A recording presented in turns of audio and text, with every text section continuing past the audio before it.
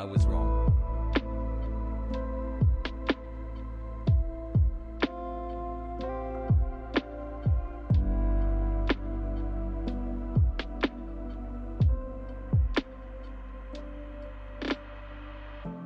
"17 months, when will the brain rot set in?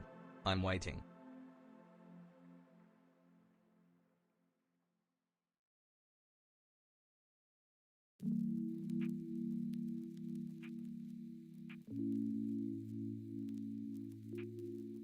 "I just got my shirt but it's too small lol lol lol lol lol lol lol lol lol."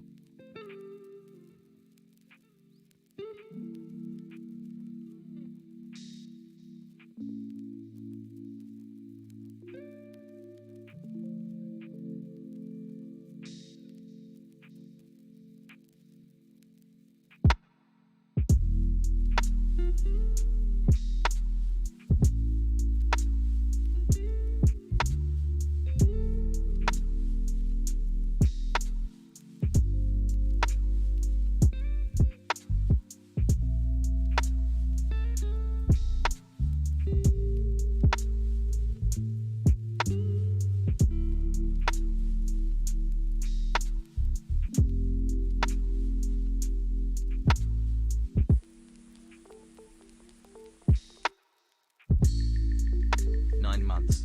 Yes lol lol I have developed an untold power koozie koozie koozie."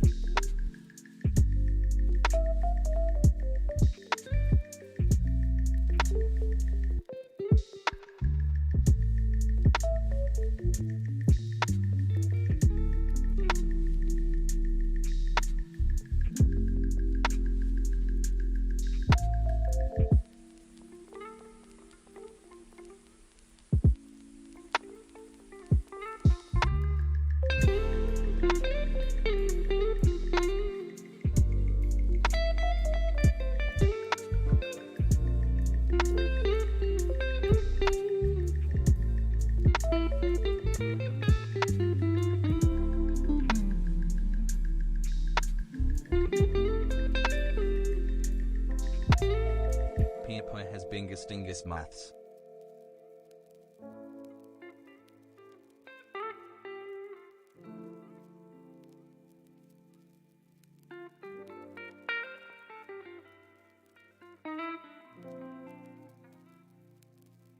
"5 months.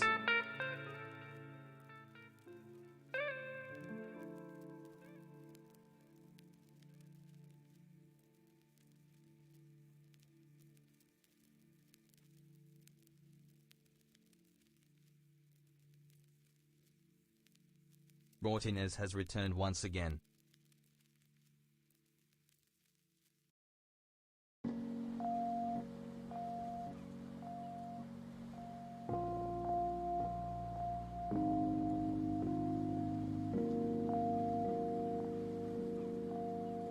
As Cap.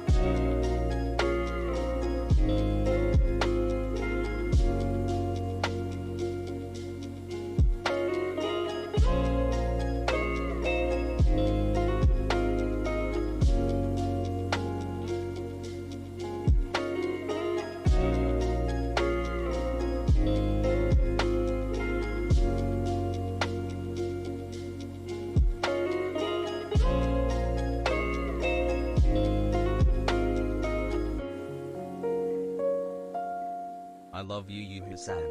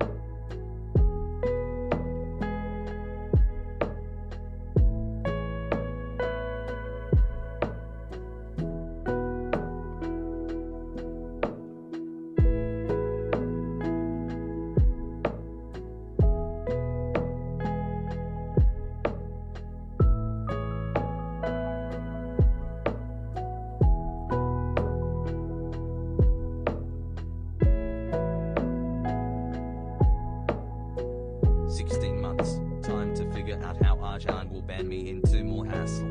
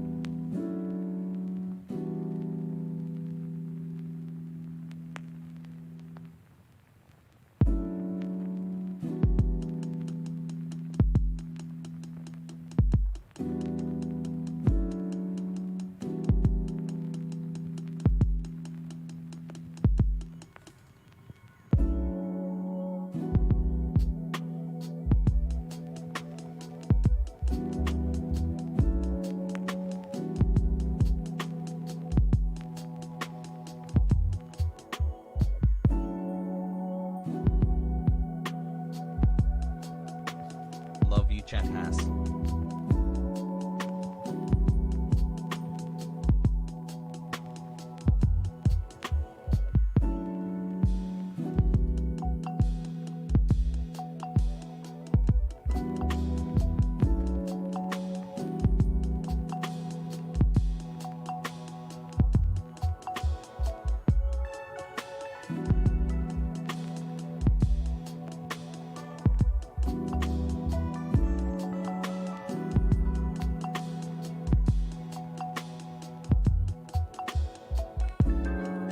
Man, do you heard? Yeah, man, so fucking glad right now. Yeah. How are we gonna celebrate? He's back, I know.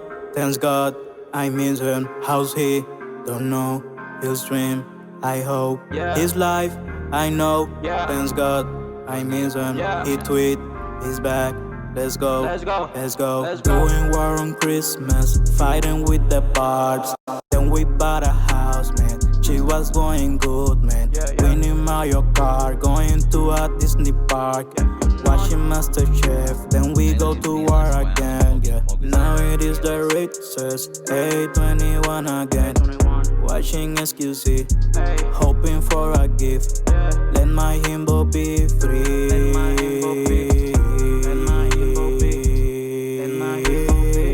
He's back, I know. Thanks God, I miss him. How's he? Don't know. His dream, I hope. His life, I know. Thanks God, I miss him. He tweet, he's back. Let's go. let's go. He's back, I know, thanks God. I mean him, how's he? Don't know, he'll stream, I hope. His life, I know, thanks God. I mean him, he tweets, he's back, let's go. Let's go.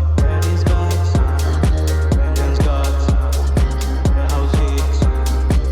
He'll stream, his life, thanks God. He tweets, let's go. He's back, thanks God. How's he? He'll stream, his life, thanks God. He tweets, let's go. What's going on, everybody? I hope everyone's having a fantastic evening, afternoon, pre-noon, no matter where you are in the world.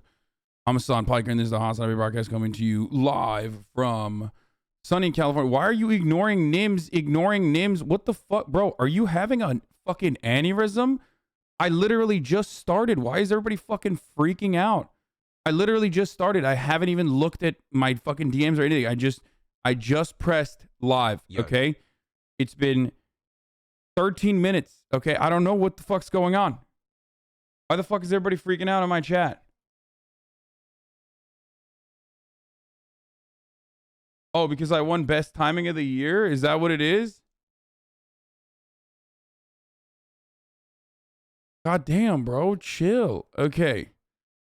Fuck. Okay, we're going to start that again. What's going on, everybody? I hope everyone's having a fantastic evening, afternoon, fantastic pre-noon. No matter where you are in the world, I'm Hasan Piker, and this is the HasanAbi broadcast coming to you live from sunny, or what? Not sunny. What the fuck? I need to stop saying sunny California, Los Angeles. It's literally never sunny. We're live from really gloomy, doomy, rainy California, Los Angeles, folks. We're live and alive, and I hope all the boys, I hope all the girls, and I hope all the NBs are having a fantastic one. Because it is Thursday, December 29th, or 30th, sorry. Thursday, December 30th, 2021. Literally, like, one day before New Year's Eve is fucking done.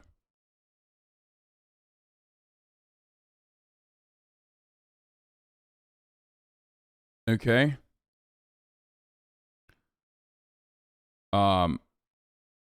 It's December 30th. One day out, I'm frazzled right now. I'm all over the fucking place. My mind is no longer a palace that it once was. You know what I'm saying?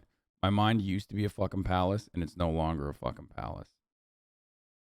Okay. The rain has fucked me up. There's like, good day for drinking in pajamas on Twitch. Yeah, I switched out of the pajamas because I felt like I felt like I was, you know, just wearing pajamas for the past, like, I don't even know how many days. Since I got back from the band, I haven't left my house. You know? And it's, I'm comfy.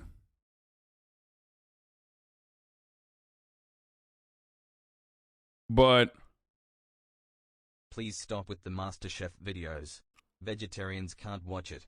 Go back to Moment of Truth. good one. Good one, chatter. Vegetarians are 6%. Vegans are 4%. Vegetarians are like 6% of the community, so not happening. Anyway, but I do have some good news for the vegans. Austin Ox finally broke the dam. He reached out to me. Of course, as soon as the high cholesterol shit popped off, I'm going to say this before, you know, many people come in. So it's like, you know, I don't want to give him too much credit. But I ordered some Gardein fake chicken nuggies. Okay, I looked at the calories of it. It doesn't look too bad. Okay, and I got some Gardein chicken nuggies that are vegan. Okay, I got a vegan chicken nugget situation going on. We'll maybe try to substitute one of the days of the week.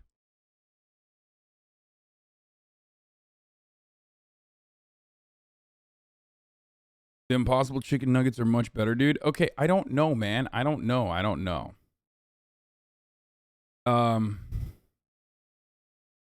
Anyway, we're blasting off, dude. 2021 is happening. Tomorrow I'll do a year in review, or maybe today I'll do a year in review. I haven't really decided. We'll go through that website of like all the highest, all the fun clips of the day and stuff. So if you got some of your favorites, we'll go in a chronological order, get them lined up. I love, it's funny that like people are saying you're letting the vegans win. Dude, I am the vegans' worst nightmare. Okay. I have eaten more like straight chicken than you could ever fathom. Okay. Like, I'm not saying that you could have ever eaten in a lifetime. I'm saying I've eaten more chicken in my lifetime than you can ever think. Okay?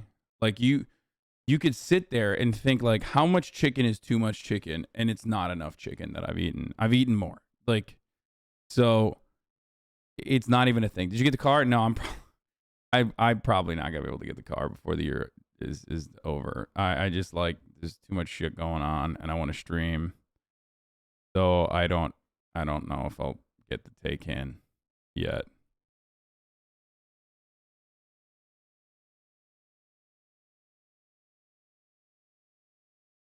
Okay.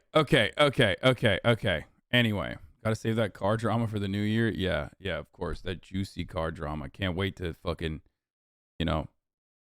people try to kill me because I bought a fucking car. Tesla proves their cars are purely built. Yeah, unrelated to that, but like, car controversy. Tesla recalled 475,000 cars in the US. Anyway, we will talk about all of that. Okay, we will talk about all of that. Okay, in a second. So, folks, live and alive. This is the part of the broadcast where I tell you about my personal news. What fucking personal news has happened? Not really too much. End of the broadcast last night. I am just fucking losing my mind a little bit because I haven't left my house. Like, I physically have left.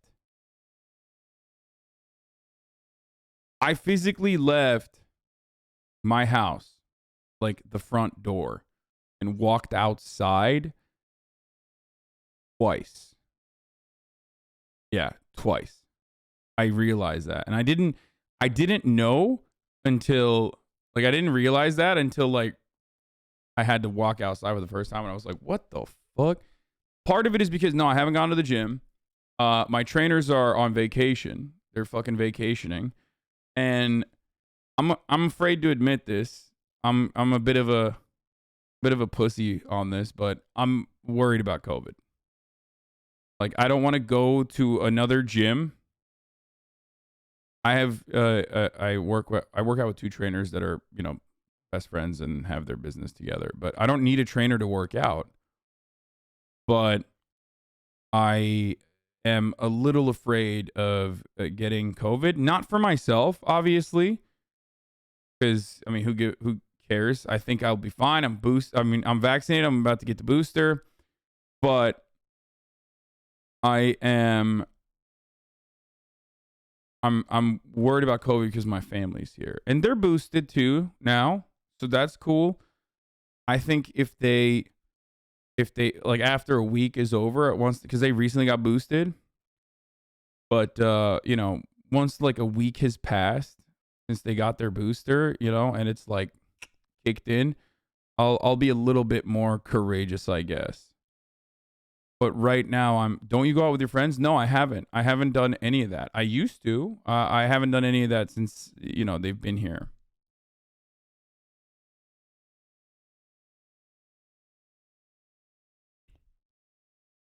I mean, and for the record, there are obviously other things that you could do technically to work out. I mean, I could, if I really wanted to, I could work out at home, right?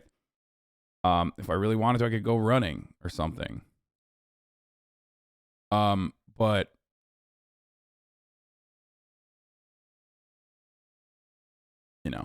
It's just like the rain has fucked it up for me too. It's just I don't feel like it at all. So I've been doing the thing that I've been doing, streaming for fucking 10 hours a day. 10 to 12, 13 hours of being on the computer is what I've chosen to do instead. 3x shots and still afraid of COVID makes no sense. Why even get vaxxed? No, I'm not afraid of COVID for myself. I don't think you're understanding what I'm saying. I'm afraid of COVID for my family, okay? I live in close quarters with my mom and dad. My mom and dad are both older. They have comorbidities, okay? I am not afraid of COVID for myself. Are your friends still come over? Yes, they have. They have come over, yeah. I've had 2 friends come over, but since the unbanning, I have not personally gone outside and gone to the gym. I already am I'm already doing shit that is not. I'm already doing stuff that isn't safe with in the form of like bringing people over to my house and stuff. But I know myth doesn't do shit. And you know.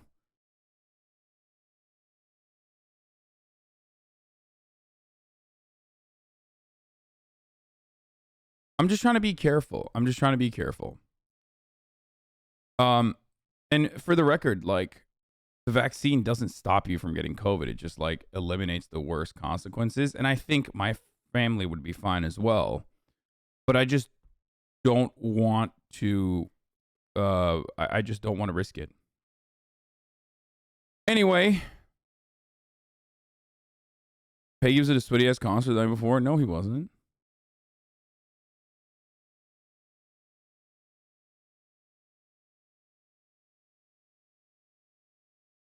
I heard you were trending on Twitter last night. It was probably it probably wasn't for the fucking drama, the debate drama with Two Man. I think I was trending on Twitter last night because of the memes that I posted, the Hillary Clinton one about Ghislaine Maxwell. Anyway, so Myth can't believe how far left he is. I can believe it. I'm not surprised. But anyway, we'll look at that as well. So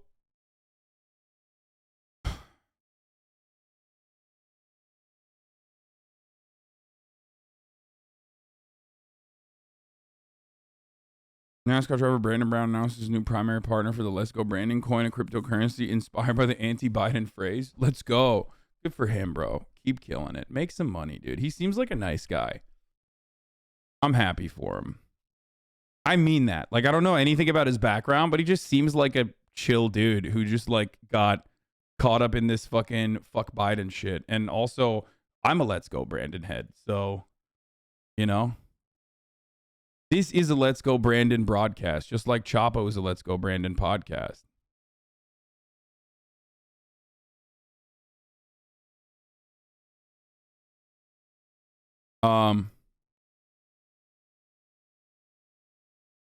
There's an Amouranth Vice documentary, which we will absolutely be reacting to. I love that. Yeah, I saw her post about it. That's cool. That's chill. Love that. But before that, obviously, it's time to fucking post that I am live and alive. So let's do it.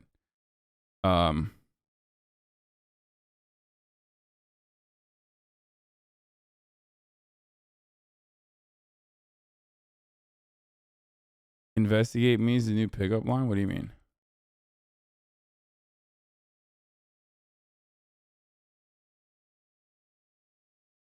We got 2 more days of 2021. I'm literally watching it right now. Kind of sad at some points. Wait, really? Tag doing a virologist TikTok that agrees with you? Just link it in here. Okay.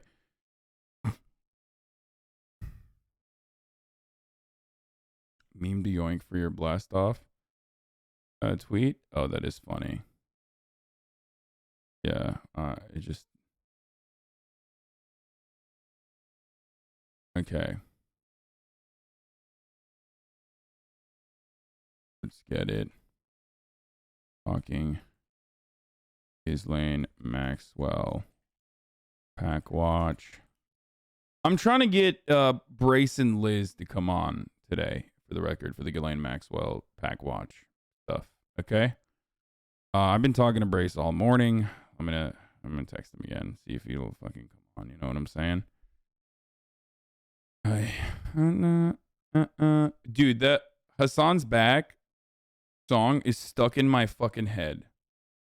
Like it occupies a permanent space in my head. That's why I played it this morning when I first went live. Like,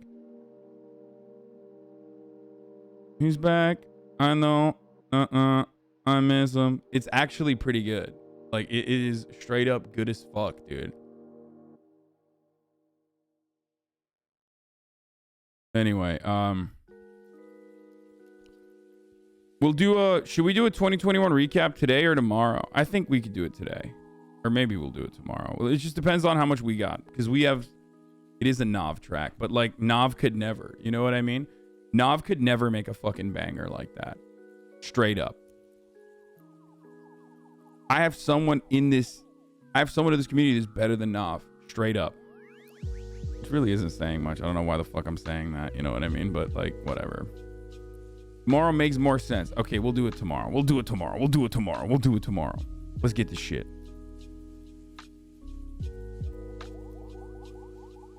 Okay. Can you tweet when you're live, please? I am live. And I am tweeting that I'm live. Hold on. Maxwell. Ghislaine Maxwell.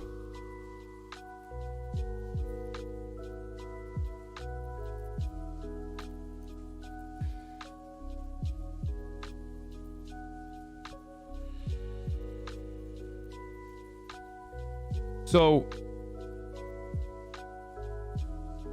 stop hating on Nav. He's from where I'm from, and we're all proud of him. Dude, that's the funniest part about it, is that like, the funniest part about Nav is that like, he just rides from being from Toronto, and there's a lot of people in Toronto, so they ride with him, and that's it. Like, that's what he banks on.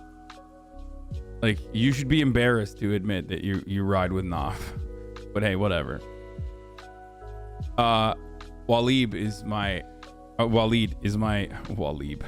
he does like, he posts fucking videos of like Knob with Gary V. If you piss me off, I'll watch all of them. Okay, you're basically the left's equivalent of conservative radio for Zoomer / millennials. Says I Twitch myself. I know.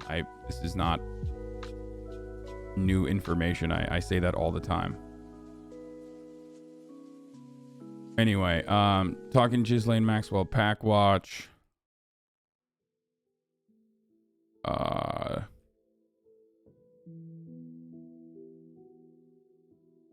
Delta Airlines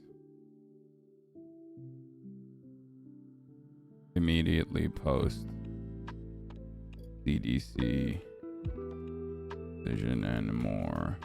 Get in now. And then MasterChef memes. Get in now. www.twitch.tv/HasanAbi. Christian Walker's coming on in the new year. Not this year. Does anyone have a good meme for this?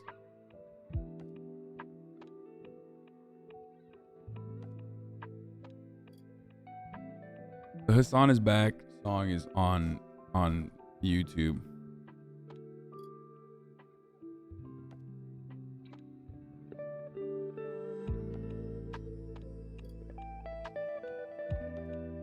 Okay, yeah, I put that fucking dumbass meme on the Twitter. God damn it. Here you go. Any chance of having Ethan on?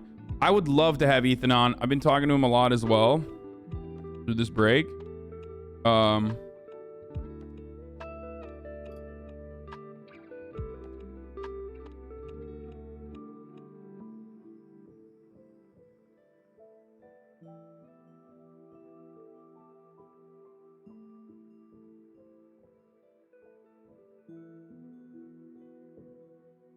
Hold on. Just tell me if we're watching MasterChef tonight. Yes, we are going to be watching MasterChef. Here, yo, guys, blast this off. Blast this off. Tell your friends, tell your family. When is the next leftovers? Man starving for content. Stuck at me mom's house. When is the next leftovers? Man starving for content being stuck at me mom's house. Don't worry, bruv. Leftovers is coming back in January. Not right now, though.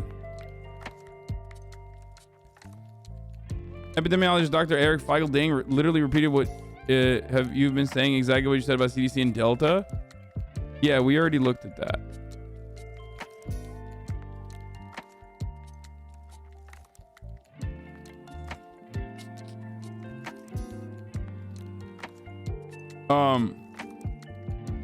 LeBron had an explanation for his COVID pose. What the fuck? Oh, Kareem Abdul-Jabbar owned LeBron in the marketplace of ideas on his COVID meme.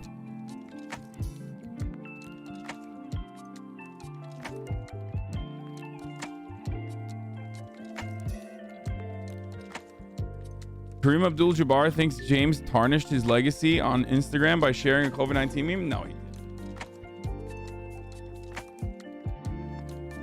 Okay, I don't know if I mean, I love Kareem Abdul-Jabbar. I think he's dope. I don't think he fucking tarnished his legacy, dude. Come on. Like, he's still the GOAT, you know? I mean, I know Kareem is the GOAT as well, but I mean, if LeBron is the GOAT, Kareem is the giraffe. It's like the XQC meme.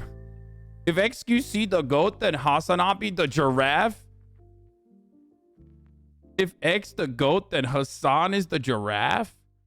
The rolling on the floor laughing emoji. Yeah, he did. You're just a simp. I think the only reason why I feel that way is one, because I'm a simp. I admit I'm straight up a fucking LeBron simp. And two, the only reason why I think he didn't tarnish it is because he was at least like vague posting enough. You know what I mean? Like if he was way more aggro and was straight up like, yo, COVID is fake, then yeah, no, but he's too smart for it. He has like, he's not dumb enough to just like go balls to the wall and be like a denier. You know what I mean? So he did the,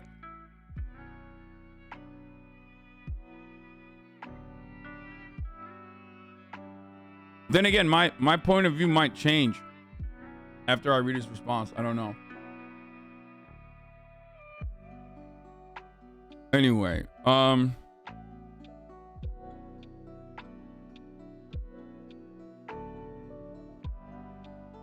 he said anti-vax, and depending on good or bad he gets hit for it, he'll switch either way the money blows. Dude, you guys are fucking crazy. A lot of these NBA athletes aren't fucking grifters for anti-vax shit, especially like someone like Kyrie Irving, right? Like Kyrie Irving is just a dumbass, okay? Like he is just like authentically a dumbass. He's not like carefully crafting a fucking narrative to be anti-vax. And same with LeBron. Like as much as I love LeBron, like if he's an anti-vaxxer, then he is probably authentically an anti-vaxxer. You understand that, right? It's not like he's doing that for the potential like for the potential money that he could make by being anti-vaxxer. Like, you're crazy. First of all, liberal media does not tolerate anti-vaxxer shit at all. And LeBron, albeit one of the greatest athletes of all time, is still not going to fucking be able to withstand being considered an anti-vaxxer in the media. That's probably, if anything, the reason why he's not coming out balls to the wall with like anti-vaxxer shit. Okay, you have to understand that. And I say this as like a simp. I say this as a fan. I will look at his explanation right now. Okay, let's get into it here. We've blasted enough, so let's get started. So LeBron James put that fucking Spider-Man meme out there. You guys saw this, like the COVID cold flu. It was vague enough that it wasn't like overtly anti-vax, but it was definitely like anti-vax enough. You know what I mean? And even as a LeBron simp, this is something I have to admit. I mean, it was like straight up, but it could still be interpreted as like, oh, which one is it? Is it COVID? Is it the cold? Is it the flu? Oh, we never know anymore because like all this shit's popping off, right? But it was a dumb fucking post for sure, especially when you pair that up with like some of the other things that he's tweeted. Like he's been a sussy little baka, where apparently when he got COVID, he tweeted like something fishy is going on. Something fishy is going on here, some shit like that. And then before that, there were reports that were, kept under wraps for the most part, but still, there were reports out there talking about how he was hesitant to get the vaccine, So he is definitely a vaccine hesitant. He's a king, but he's a vaccine hesitant king, okay? And it is irresponsible for him to tweet some shit like this, regardless. Straight up, this is like super irresponsible for him to tweet some shit like this. So LeBron James had no response at all to Kareem Abdul-Jabbar after the NBA Hall of Famer penned an essay claiming James took a blow to his worthy legacy after posting a controversial COVID-19 meme. I don't personally think I think context is important. If I had posted some shit like this, obviously my haters would be like, oh, he's a COVID denier. But you guys would understand I'm talking about how there's so much COVID, cold, and the flu, right? But because LeBron's background is sussy as fuck with vaccine hesitancy, he most likely was posting this to make a meme about vaccine hesitancy. But because of the vague posting nature of it, thank you, K Sergio, for the 20 of the subs. Because of the vague posting nature of the fucking meme, I don't think it tarnishes legacy all that much. So I think Kareem Abdul-Jabbar is wrong. James was asked about Abdul-Jabbar's comments after he dropped 32 points in 132-123 win over the Rockets on Tuesday. Get fuck Rockets. A day after the essay was published. No, I don't have a response to Kareem at all, he said before offering a lengthy answer as to why he shared the meme. Oh, shit. Last weekend, James took to Instagram to share a cartoon. We already saw that. And if you saw the post and you read the tag, you know what I'm literally honestly asking. Help me out.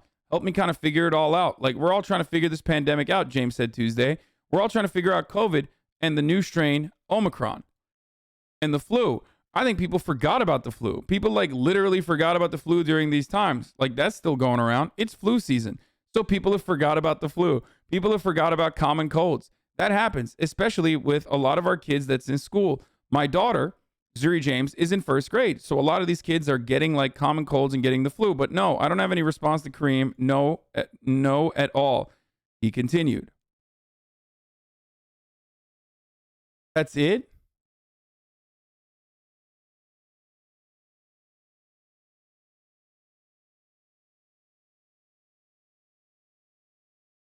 Why do people get so mad at this? Omicron's variant symptoms are very much like to the common flus or having a cold. I don't think it's downplaying the disease, just mocking the symptoms. I'm not even a basketball Andy. I feel like he was talking about how the symptoms are weirdly similar to the flu and you can't tell. I mean, that's kind of what he's saying here a little bit, but that was bullshit. That's that was... The only reason why you feel like this is big fucking news one way or the other is because you have a feeling towards LeBron. Either you love LeBron and you're like, look, he's not anti-COVID. Okay, look, I mean, it's obvious. Or you're anti-LeBron and you're like, he's a COVID denier. Look at this. Oh my God, he loves Xi Jinping and he loves COVID. He actually wants to give everyone COVID because he thinks it's not a big deal. It's just kind of a silly... The only reason why this is not big news, however, is once again the cowardly, vague posting way in which LeBron released this meme, which offers a lot of room for interpretation and plausible deniability, which he precisely did when asked for that question. When faced with the question of are you doing COVID denialism or whatever, he's like, nah, it's just what is COVID? What is COVID really? I mean, let's think about that for a second. Which is, okay, sure. Absolutely butchered my name, haha, but all right. LeBron's, what? LeBron spitting straight doo-doo, though. I feel like he thought that the NBA was putting players in COVID protocol without them even having COVID and him thinking that they're putting in protocol even with the flu.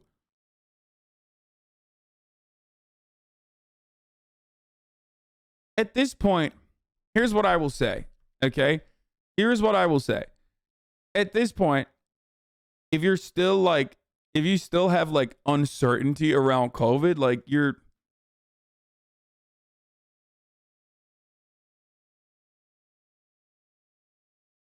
you're either a fucking denier or you're not. Okay, that's it. There's just no. You could still be a vaccine hesitant person as a consequence of misinformation, okay, or delusions. Which again, that's what I'm saying. Like I think LeBron, if he is still hesitant, or if he still legitimately has like questions. Oh, I'm just asking questions. Like, okay, well then you're a dumbass, dude. I'm sorry. I love you. I think you're the GOAT, but you're kind of dumb. You're a dumbass GOAT. Okay, still the GOAT, but a dumbass one. That's it. Like, but for people thinking like, oh, he's doing this for clout. Like, no, bro, he's not Joe Rogan. Like, okay, like NBA athletes that are literally mainstream media machines. Okay, and Hollywood celebrities like that have reached that level are not. They're not a human. Okay, they're beyond that. They're a brand. So when you're a fucking brand, okay, trademark brand, you're not going to risk fucking up the bag by being, openly a fucking COVID denier just because that fucks up the bag. When you're Joe Rogan, you can cultivate an entire, media infrastructure around you by just being a COVID denier. You can do it for clout. Okay? You can do that for clout. But you're not going to fucking, like Aaron Rodgers is not a denier of COVID because it's going to help him. He's a denier of COVID because he's an idiot, okay? And also is not listening to his fucking PR team. That's it. Same with LeBron James, except LeBron James, unlike Aaron Rodgers, is listening to his PR team. And this is like what's getting out, okay? Because there's no shot. Kyrie Irving, again, kind of like Aaron Rodgers, not listening to his PR team, is a dumbass, authentically.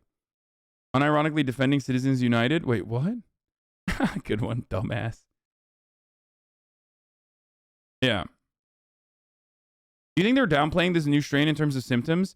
No, I don't think people are downplaying this new strain in terms of symptoms. I think people are legitimately fucking fed up with new strains of COVID popping off.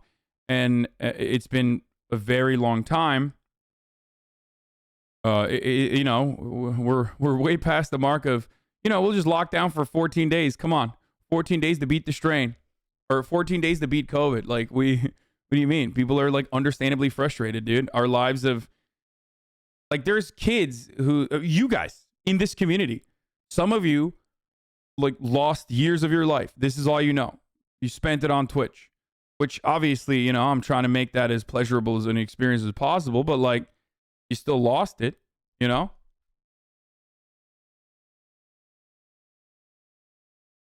ruined college for so many.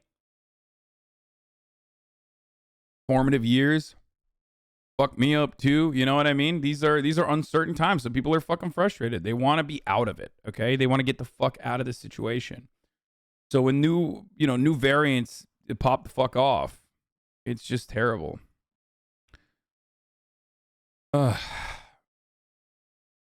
And Omicron, as it stands, does look like, for normal countries at least, less severe in terms of the symptoms that it subjects the body to in a population that has a decently vaccinated percentage of people.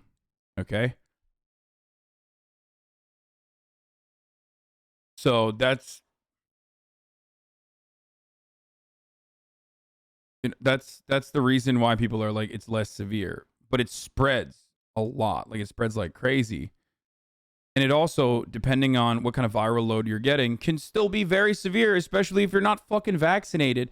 Or like last year you got fucking I don't know, COVID, and you're like, I'm good, brother, I got antibodies. It's like, no, motherfucker, you got COVID last year. You don't have shit, okay?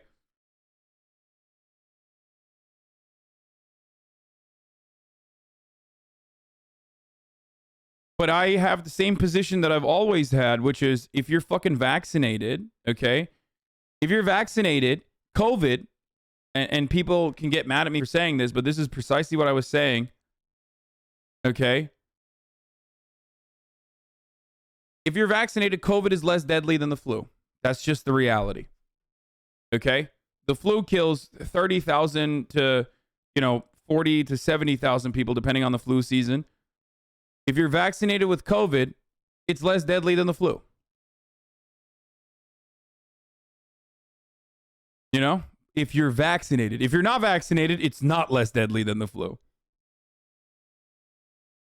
That's just the truth. It's straight up the fucking truth.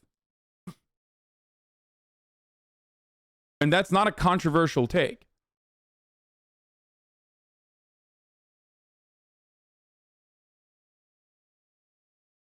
This shit's never going back to normal. LMao, it's not just COVID. I feel like these supply chain issues will keep going. China, Cold War, and constant climate disasters. We're going to be in a perpetual state of controlled chaos for a decade at least, it feels like. Maybe. I mean, look at this. Look. Rates of COVID-19 cases and deaths per vaccination, or by vaccination status per CDC, okay? Unvaccinated, 451 cases per 100,000. Vaccinated, 134 cases per 100,000. Boosted, 48 cases per 100,000. Remember, these percentages are not showing the accurate reality, which is that like 92% or more than 90% of people that have died of COVID are unvaccinated, because there's then also the percentage of vaccinated versus unvaccinated, right? Unvaccinated is, sorry, these are cases. Unvaccinated is 6.1 deaths per 100,000. Vaccinated is 0.5 deaths per 100,000. And boosted is 0.1 deaths per 100,000. Okay? It's fucking bananas. Like, it's not even an argument. Okay? COVID is certainly still deadly, incredibly deadly. Okay? But if you're fucking vaccinated, and especially if you're boosted, it's not. It's just not. It's not as deadly as the flu. People can get mad at me all they fucking want. This is precisely what I was saying in fucking May last year. In May last year, this is what I was saying. If everyone gets vaccinated, we're done. Because then, during flu season, I mean, shouts out to the immunocompromised, GG's for them. But we that are not immunocompromised, even if we have comorbidities and whatnot, for the most part, looking at like flu fatalities and looking at COVID fatalities, if everyone got fucking vaccinated, we would have been fine. According to the government you trust so much, yes, this is like, I'm critical of the CDC for lowering the quarantine restrictions, but that does not change the reality that it's still a profoundly important institution. Okay? It's like saying, I can't believe, it's like I'm critical of the CDC for Title 42 and the way that the government is utilizing Title 42 and opening that up or allowing the government to use Title 42, a CDC restriction to, use against people, use against those who are seeking asylum. That doesn't mean I'm anti-CDC, This hasn't fallen in a long time.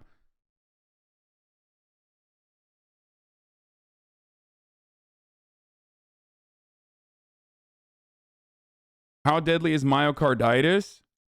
Myocarditis' relevancy in this conversation is not even remotely important, considering the reality that, one, you can get myocarditis from COVID, and two, myocarditis is a tiny fraction, like not even marginal, okay?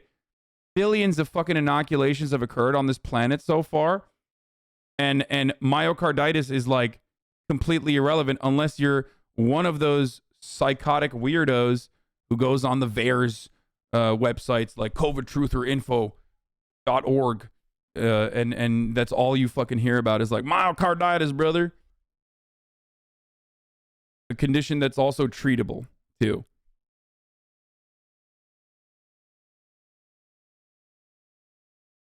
You're a Biden puppet? Yeah. Well, it's true. I love Joseph Robinette Biden. He's my favorite, greatest president of all time. Oh, Hillary Clinton was on MSNBC and said some incredible stuff. Okay.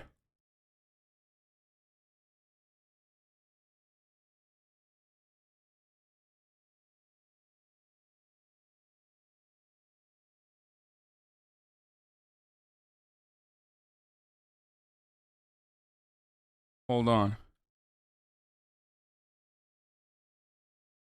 Click it. Here, I clicked it. We're gonna talk about Hillary in a second. Here, let me play this myth clip real quick while I fix my chair. 1 second. Oh. Your political compass. Well, fucking lib.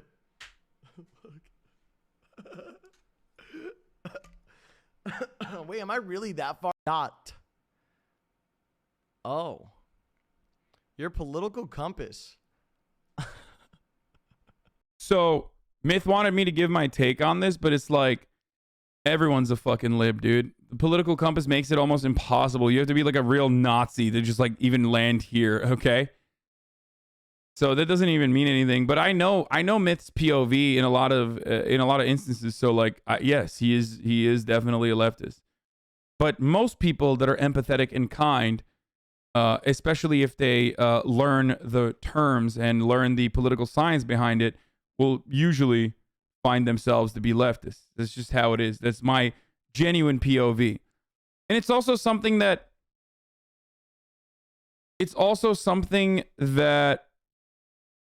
what do you call it?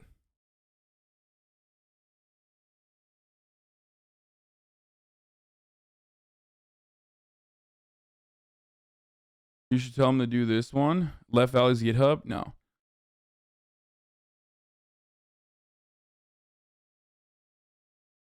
I've done all those tests. These fucking suck. It's not that good.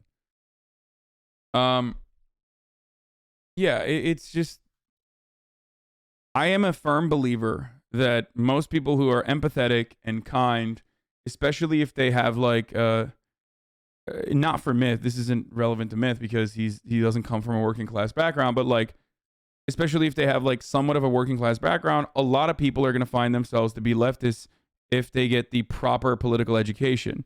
Okay? If they try to describe their values, if you ask people their worldview, okay, a lot of people, if you ask their worldview, like, and they define it and you put it into political terms, it's going to come across as leftist. It's like the concept behind the Bible, for example, right? If you look at the lessons of the fucking Bible without like religious interpretation or any sort of like additional bastardization, Jesus Christ is a fucking communist. You know what I mean? Like, it's kind of like that because these are good values. The values are equality, helping, uplifting people that are marginalized. Like, you know, that's just normal, basic shit. That's why it's always laughable whenever Republicans will turn around and say things like, you know, ANCAP Jesus, and that's why we're good Christians, or they preach the prosperity gospel and shit like that.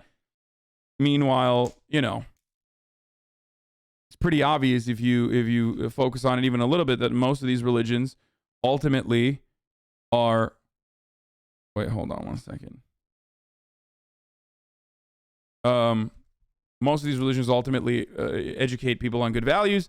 What's also funny is when Republicans like will be like, my kid's learning communism in school. It's like, dude, yeah, they're also learning sharing is caring.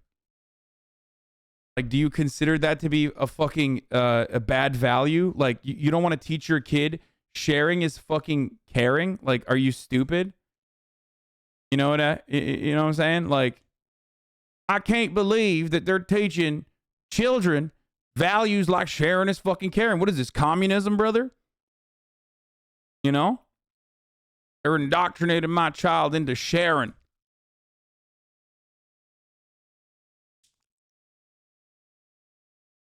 So, it's silly. And it directly contradicts with people's, like, worldview that they aspire to achieve. People's best POV of themselves, right? When you strip them of their ideological clothing, when you shed them of their ideology and reach to their very core, Most people are going to say, yeah, I want to help the poor people. I don't want them to fucking die. I think everyone should have a life of meaning. You know what I mean? Everyone should be able to have like an emotionally fulfilling life. And all of the intellectual patina that you put on top of that and the many, many years of indoctrination that you go through under a capitalist organization of the economy where every facet of education is still normalizing the capitalist dogma teaches you that, you know, yeah, sharing is caring. We have a different way of doing that, you know, through charity, for example. But when stripped of their ideology, I personally believe that most people are good. And I personally believe that most people would certainly be kind and would have something closer to a socialist worldview than not.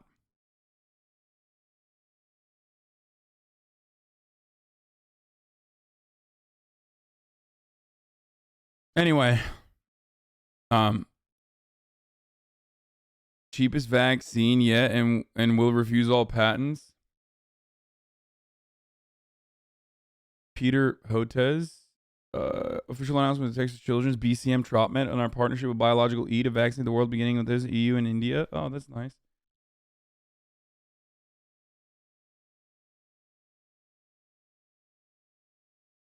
Florida is popping the fuck off, by the way. Breaking news. Florida reports 77,848 new coronavirus cases, by far the biggest one-day increase on record.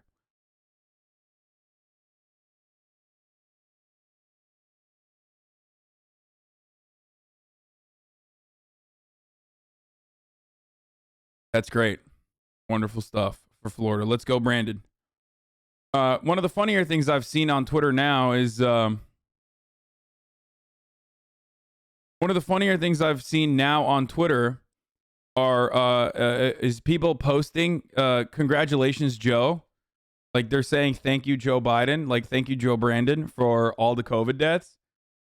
And it's like, okay, well, what do you want? Do you want him to take more decisive and swift action?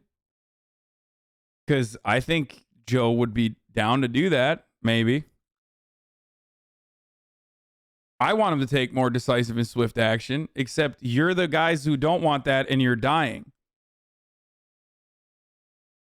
So I don't really understand what you mean.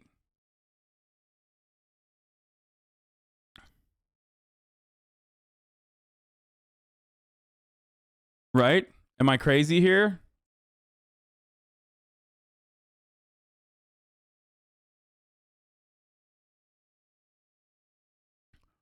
Someone resigned from his job via email and posted the subsequent text exchange with his ex-boss on Reddit. I'm not on Reddit, but a significant other posted in a Facebook group I'm in. I received your email. I understand that you're upset, but resigning is not the best choice in the circumstance. I've been your friend for 5 years. I'm asking you as a friend, not a manager, to reconsider and call me. Let's talk about this. Hey, you made your point. You can have today off. If you call me and let me know when we can expect you tomorrow, but you need to call me. This is ridiculous. Do you know what your actions are going to do to the company, to me? You made your point. Just call me and we'll figure out your vacation. Some of these are fake, right? Like, I feel like a lot of these are fake. Why won't you answer your phone? Your wife won't answer hers either. HR needs to talk to you. I gotta have a meeting with da-da-da. If we don't get this done for da-da-da, we get penalized, and that dollar comes from bonuses and pay increases. I want you to know that if you don't finish that, nobody gets a bonus or pay increase this year. This will be common knowledge. I've been talking to... We assume you resigned because you were going to lose your vacation. Here's the deal. If you call me by 3, we will roll over your vacation to 2022, but we still need to work. We still need you to work Tuesday to Friday. We need... Call me before 3. Sent over a corrupt CSV file and followed your documentation to manually process it. Tried Python in the States. Can't see their dailies. You got to help us here. Call me. Dude, log back in and help fix this stuff. Name your price. The states can't see their reports. Want to know if the reports will be complete by 1/6. Family is important, but we are talking about people's jobs on the line. Hey, I'll be happy to return for $80 an hour, $5,000 immediate sign-on bonus, and 6 weeks PTO with a 12-month guarantee. Send that to me in writing, and I'll start immediately. Come on, this is ridiculous. Okay, I don't believe that that's correct. This seems... I don't know if this is real or not. Come on, this is ridiculous. I don't even get paid that much. Why do you think you deserve this much? Quit being so full of yourself. Be a team player. Log in to save this company. Pick up your phone. I need you to know what reports are due next week. We don't want to be fined. Not even a counter offer. Every hour that the dailies are down, that's 1,000 per state. What is this job?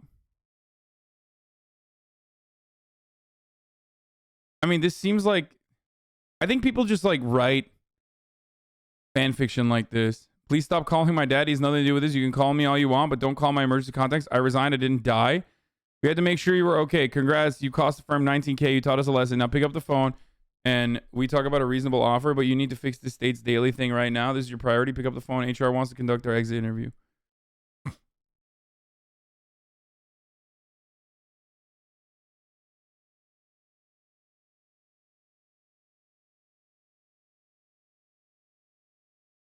This seems real. Could be a software firm for payroll tech. $80 an hour. Not even that wild. Yeah, I mean, a lot of the anti-work stuff. I haven't really been on the anti-work subreddit.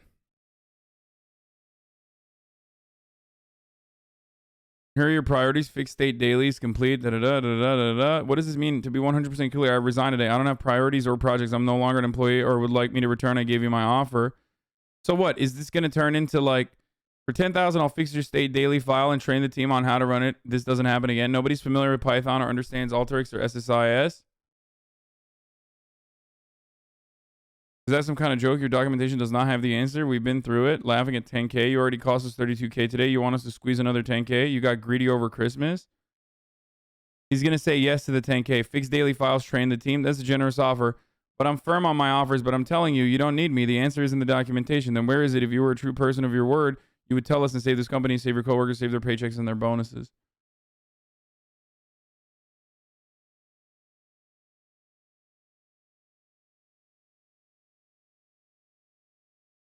I don't know, man. They can burn 30K and keep operating. They can afford to pay this person their asking price. No, they can, but also at the same time, it's like,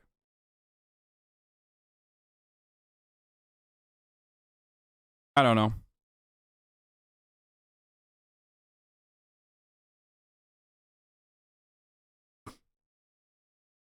It's just like people love saying they're family, you know? Workplaces love being like, you're my family, you're my family. But like, you know, families can be fucking abusive, dog. Like, you know? Whenever the workplace, whenever your boss tells you they're family, just be like, well, what kind of family are we? Because it seems like you're fucking me right now. Are we in Oklahoma? Are we a family in Utah? Are we one of those like, you know, not even the OG Mormon church, but an offshoot Mormon family with the sister wives?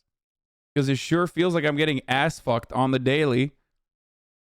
You know, are we one of those Brazzers families? I'm wearing a fucking Pornhub hat and I'm saying Brazzers.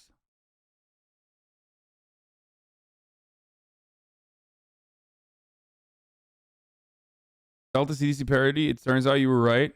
Thank you for joining us, everyone. We at the CDC have made the recommendation that people who test positive for COVID only have to isolate for 5 days because capitalism. Now, I want to share a few more public health recommendations that we've come up with. Our first is that you try and split up your quarantine period over your 2 15-minute breaks. In other guidance, you can now lose a guy in 5 days instead of 10. Okay, this sucks. All right, listen. What my favorite part about the saga from yesterday of people just like losing their shit over the Delta thing, like liberals just like going at it again. One of my favorite parts about that was like people basically being forced to admit, because the CDC openly stated that it's to protect the economy, that they were like, yeah, okay, it's to protect the economy, but the Delta CEO personally didn't have anything to do with it. It's like, dude, my point is that, okay? My main point is the CDC is doing this to protect the economy. Okay? They're not doing this independently. They're doing this because they want to protect the economy. Who the fuck wants, like, who benefits, who stands to benefit the most from the economy being protected at a time when, like, workers' lives are going to be less safe?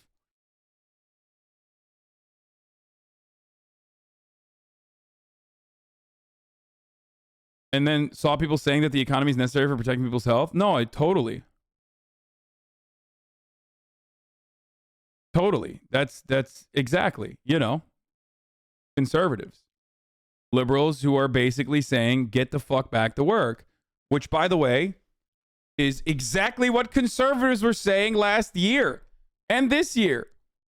They think you're stupid. I know, but the reality is I think they're horrible and also stupid, but certainly bad people in general.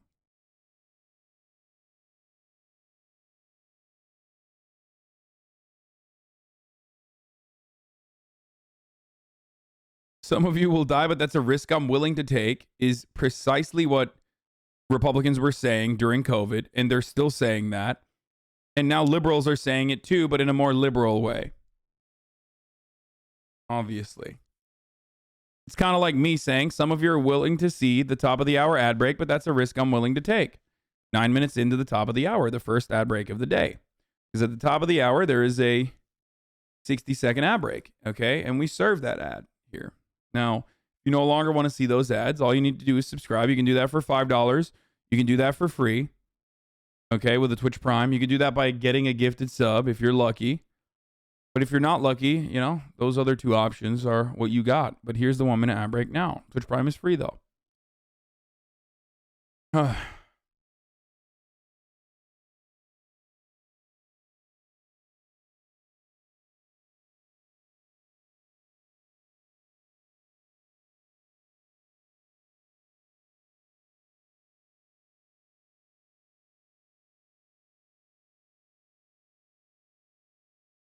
Can you just say that COVID is less deadly than the flu if you're vaccinated? So why is it so bad?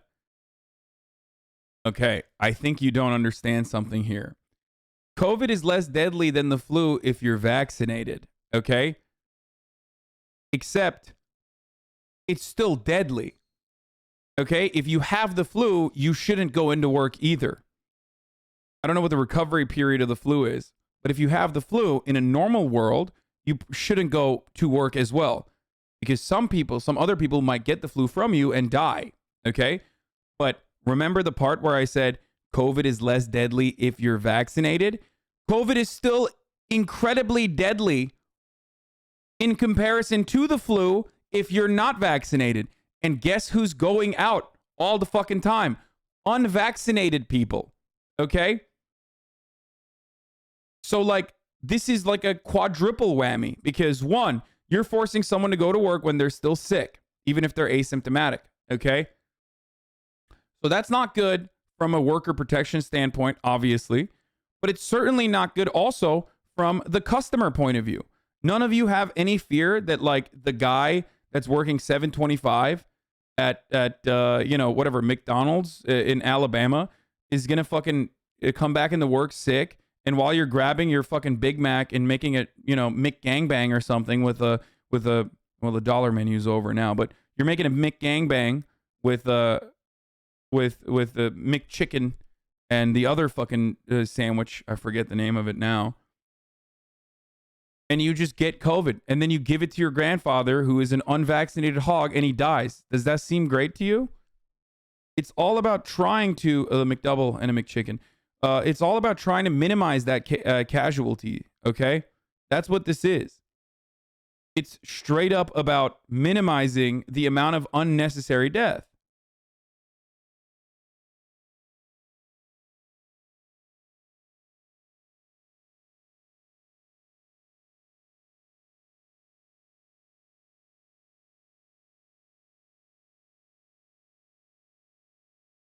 And worst of all, the thing that I've discussed that we're not, you know, for some weird fucking reason, we're not talking about or considering. Don Jenny, thank you for the 10 gifted subs.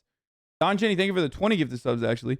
But the thing that we're not considering, that I also mentioned, is that, like, there is no new evidence that somehow magically made this, led the CDC to this decision.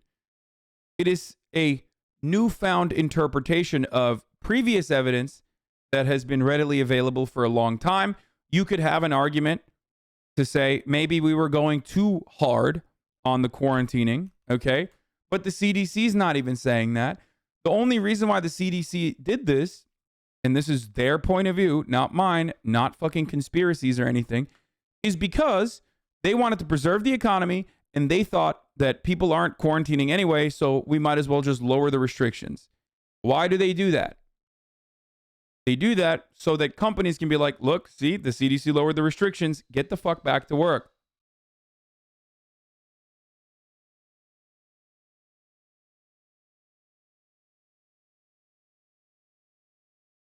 Anyway, let's hear what Anthony Fauci has to say. Anthony Fauci, Dr. Fauci, thank you so much for being here. I want to get right to it. With an average of 3 Americans testing positive every second, was this really the time to shorten the CDC guidelines for some Americans? Well, you don't want to confuse what the rationale for that was. The shortening of the period of isolation for an infected, asymptomatic person was in order to be able to get people back to the workplace, particularly when you're talking about the critical jobs that are necessary. Oh, shit, dude. What? That's crazy. Yo, Fauci sounds like a conspiracy theorist right now when he is describing the reasoning behind why why they lowered the restrictions. That's so crazy. I'm a liberal, so I personally believe institutions are infallible to such a degree that, like, when the main, talking person of an institution openly admits what they're saying, I'm still going to think the institution is infallible. So I'll just try to fucking figure out different ways of making it seem like their reasoning was actually justifiable beyond it. And if I can't find a reasoning for it, then I'll just basically say you're a Trump supporter, I think, and hyper focus on, like, being in contention with the CDC, right? As though, like, again, because the institution is infallible in your mind and the mind of a liberal, going against the institution means automatically that you are, you're a radical, you're crazy, and wrong. More importantly, wrong. You're wrong. You're not allowed to go against an institution because institutions are infallible, remember? That's a faulty premise. Okay? And then if it's not, if you're having a hard time being like, oh, well, you can disagree with the CDC, but, like, also, you can disagree with the CDC's decision. No, you can't. Your main argument is that you can't. That's what the gripe comes from. Then you'll turn around and you'll say, well, it's weird because you made it seem like it was just the Delta CEO that was responsible for it. It actually wasn't. The CDC actually arrived at the economic incentive conclusion on their own without any sort of lobbying efforts or without any sort of fucking, industry leaders openly agitating against these restrictive quarantine measures. So you just go down the talking tree.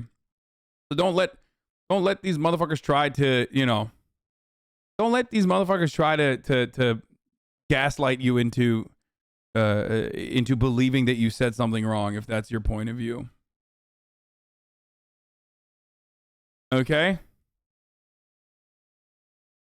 Because, like, their conclusion in that argument, especially if their fucking point of view is this, is that, like, oh, you can disagree with the CDC's decision, but don't say it's because of the Delta CEO. Okay, fine. So where did they reach that then? Because there's no new evidence. So they just reached that conclusion on their own without any sort of additional evidence? You just debated, bro, instead of shadowboxing. You should have shut them the fuck down, says Debate Lord. No. The reason why that is unproductive rather than this is because when you have that conversation with someone, it's going to be for the memes for the most part. But when I have this conversation here, okay, when I have this conversation here, I'm describing to you why debating is unnecessary as well, while also adequately describing my positions. Anyway. For the functioning of society, when you have an overwhelming number of infections that we're seeing right now, and that we likely will see accelerate in the next couple of months, there's a risk of really being able to not function well in society for critical positions and critical jobs. The alternative would be something that nobody wants, and that's to shut down the country completely. Some healthcare professionals are taking to social media saying that these guidelines are based on idealistic expectations. I mean, we know mask compliance is low in some parts of the country. So is it a mistake to not require people to get tested before they go back out into public if they do test positive? Well, it depends on what you want the test to mean. The actual antigen tests that we're talking about do not have any real predictive value as to the transmissibility when you're 6, 7, 8, 9, 10 days into an infection. These tests are good for surveillance to determine who is infected and who is not, but they were never meant to determine the level to which someone is transmissible to someone else. And I think that's one of the misunderstandings that the director of the CDC tried to explain today at the press conference. The CDC was pushed by the private sector to make some of these changes. Tests don't matter in transmissibility is what he just said, okay? Tests only matter to show you whether you have COVID or not. What he's basically stating is data that's already been available, which is you can be positive but not transmissible. Or you can be positive but not transmitting the disease. Except because of the 20 to 40% range of transmissibility, even after you are, even after you've gone over the hump of COVID, because that's too much of a risk, because that means 80 to 60% of motherfuckers are still going to be transmitting the disease, we take this additional necessary precaution because the CDC is not your mom and dad. The CDC is not your boss. The CDC is a government institution that has to factor in what your dumbass parents or what your dumbass boss is going to do when making these sorts of public decisions. That's their entire purpose. So for the CDC to operate in a similar capacity to your mom and dad or your Facebook aunt or your dumbass boss is terrifying, okay? To say that the CDC has no power is also ridiculous. The CDC has awesome powers, and I mean awesome powers. Technically, the CDC could, at gunpoint, utilize the military and lock every single person into a FEMA facility if they wanted to, if they found it necessary, if they deemed it to be the appropriate public health care measure. They literally would be able to utilize the military into locking you into FEMA camps. You understand that, right? And that is absolutely constitutional. So you're incredibly wrong when you say the CDC has no fucking powers. They could literally do that. I mean, you can fucking say, I declare the authority of this court to not be a naval court and I don't believe in it, or whatever the fuck you want, but, you know, they can do that if they want to. Or rather, if they deem it necessary. The CDC's powers are so awesome, it went against the power of capital in the most meaningful way you can. They were utilized as a way to extend the eviction moratorium. Okay? That's insane. Think about how fucking insanely powerful the CDC is that they can take anti-capitalist actions like that. Okay? That is undeniable power in a capitalist country where the government works at the behest of corporations. And it was a justifiable action that the CDC took then. And it's still a justifiable action. I declare maritime court laws, brother. I don't comply to the CDC. Yeah, exactly. So the tests are unattainable right now in my area. My mother has been in line for 5 hours and counting and waiting to get tested today. Yeah, I know. That's another part of the problem is that, like, there aren't. That's another part of the issue is that, like, they are, we don't have enough fucking tests anyway. I mean, this is a triple whammy. It's basically a powder keg situation. And I think this is our part of the part of our fuck it phase. You know, we're on our fuck it shit. People who say you are undermining the integrity, legitimacy of the CDC don't understand how much you've gone on the record to say how much you respect the CDC and their power. I mean, yeah, that's probably part of the reason why people in my audience themselves are like confused sometimes when I criticize the CDC. What about this article? The CDC has less power than you think and likes it that way. Well, I can't read this fucking article, so GG's on that.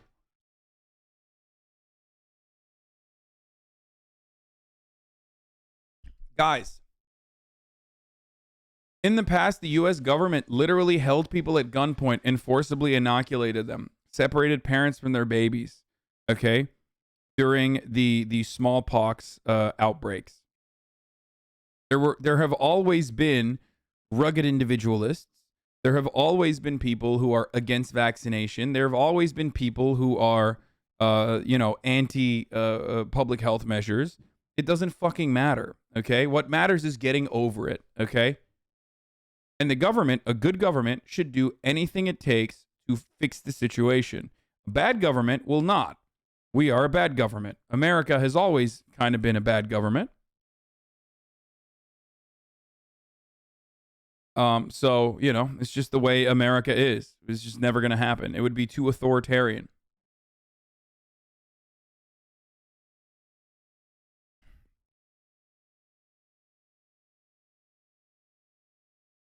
So we should use violence to deal with someone that doesn't comply. Thank God you aren't prime minister. We don't have a prime minister, dingus. And secondly, every matter, violence is baked in, or the threat of violence is baked into every action that the government takes. You don't pay your taxes, well, you're going to jail, baby. That's violence. Okay? The government has a monopoly on that violence. So you need to recognize that before we do anything. Okay? So, that's kind of what the government does. Unless you're going to come in here and tell me that you're anti-government across the board, I don't know what to tell you.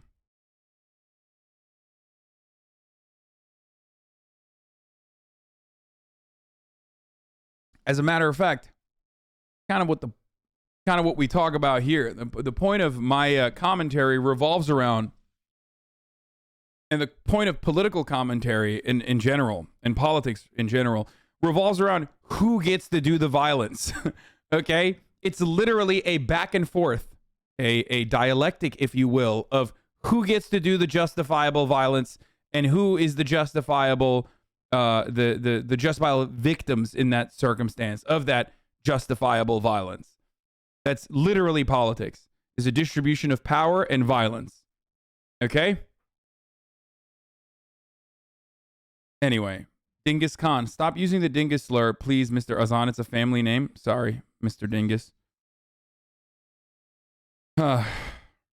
Anyway. But won't it be a bad government to bring people being forced to vaccinate? Your reality is not their reality. It doesn't matter. You want to know why? Because we are fucking animals, okay? The most powerful thing that a human being has, the most powerful skill set that we have as human beings is our skill set in adaptation, okay? We're maxed out on adapting. So, you know what'll happen? There will be some resistance, and once you go over the hump, there will be no resistance. You want to know examples of this? Nobody even knows about the smallpox thing I just mentioned. People don't even know about that reality. You want to know another thing? Okay? Whenever there is a new vaccine, the VAERS report system goes fucking buck wild with like, oh, I got autism from the MMR vaccine. You know what happens years later when everyone is being mass inoculated? They forget about it and they get that vaccine and they shut the fuck up. That's the point. Not true? No, it is absolutely true. Whenever a new vaccine comes out and it's in the media, the self-report system goes absolutely buck wild. The cases skyrocket. And then everyone is getting the vaccine a year later, 2 years later, and no one is reporting these deaths from that vaccine in that self-report system, or the autism that they got from the vaccine in the self-report system. Why? More people are getting the vaccine than ever before, but for some reason, the vaccine-induced autism and deaths have gone away. Why? Because there's mass hysteria, okay? This is something that every single person knows, for the record. Everyone knows this. Everyone that works in statistics absolutely knows this. Everyone that tracks this information absolutely knows this reality. Why does it go away? Because one, it wasn't a fucking murderous vaccine. That would be ridiculous. And two, the mass hysteria dies down, so people just shut the fuck up and take it.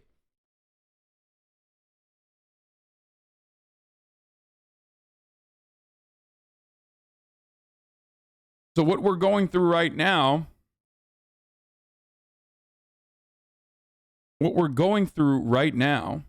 is simply the mass hysteria that we need to take seriously for some fucking weird reason. I say no. It may seem like the vaccines are doing less to stop Omicron because of the number of breakthrough anecdotes, but the data published by New York City's DOH today is absolutely gobsmacking. I've never heard that term before, gobsmacking.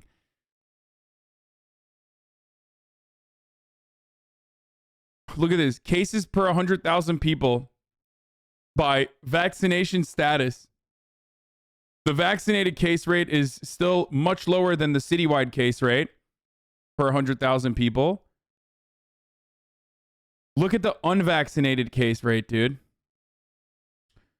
And if you look at, this is the cases, and if you look at the hospitalizations, still, unvaccinated hospitalizations are still lower and even getting lower and lower, whereas the citywide one is rising, obviously, because look at the unvaccinated hospitalization rate. This is simply, this is 1,000%. 1,000,000% the unfortunate reality of having unvaccinated people just running the fuck around, getting COVID and going into the hospital, and then everyone else being like, why is this still happening? Why are we still not out of it? While they simultaneously, okay, those unvaccinated people are simultaneously complaining about how long COVID is gone. Okay? I've been saying this since fucking day one, which is, if you want to get over this shit, and I hate these lockdowns, I want to get over it as well, get fucking vaccinated. Get fucking boosted. But they don't want to do that. And for the people asking, like, at some point, this will all end when all the unvaccinated die, KEKW, no. Because not all the unvaccinated die. Some of them get COVID, some of them get long COVID, and then they think, oh, I have the antibodies, so we're good. It's not happening. You're not good. It's inconsistent. The antibodies that you get from COVID are inconsistent. Okay?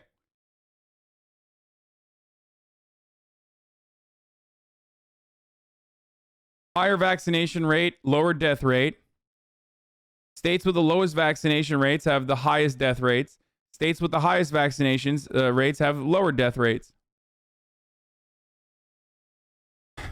Just the reality. I don't know what else to do about that. Like, holy fuck, Wyoming is at like nearly 20%. What a psychotic state, dude. What is happening? Less than 50% of the state in Wyoming has been vaccinated, fully vaccinated. More than 20%, or not more than 20%, 20 more, almost 20 deaths per 100,000. That's crazy. 20 people out of 100,000 have died. That's like 100,000 is the population of Wyoming.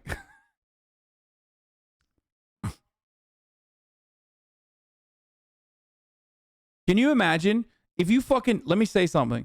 If you die in Wyoming, okay? If you fucking die in Wyoming, that's insane. You want to know why? You want to know why? Because the state has 12 people. It's just vast land. That's it.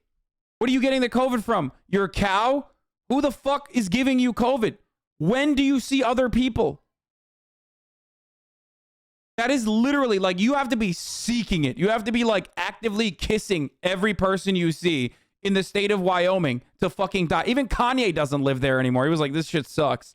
I'm going back to living in fucking Calabasas outside of my wife's house, ex-wife's house, or currently still wife, but like kind of ex-wife's house.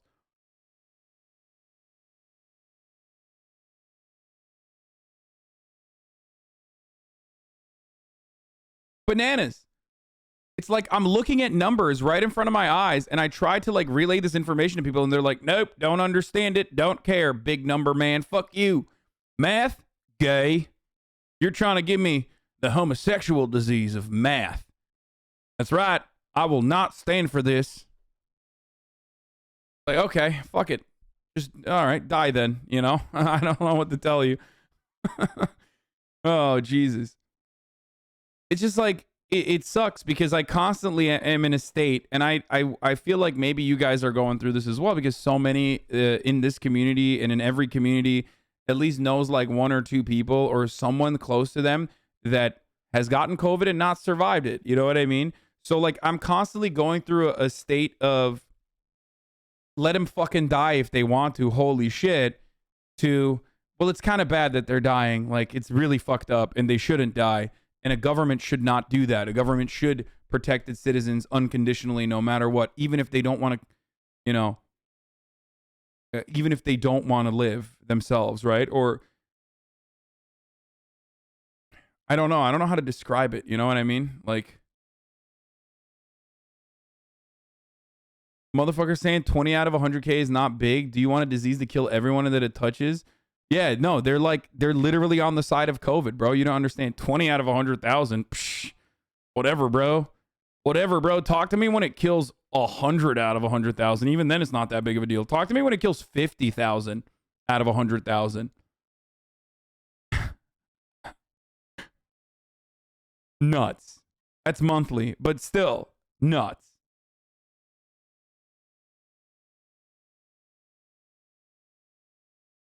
Let Darwinism sort out the anti-vaxxers? No.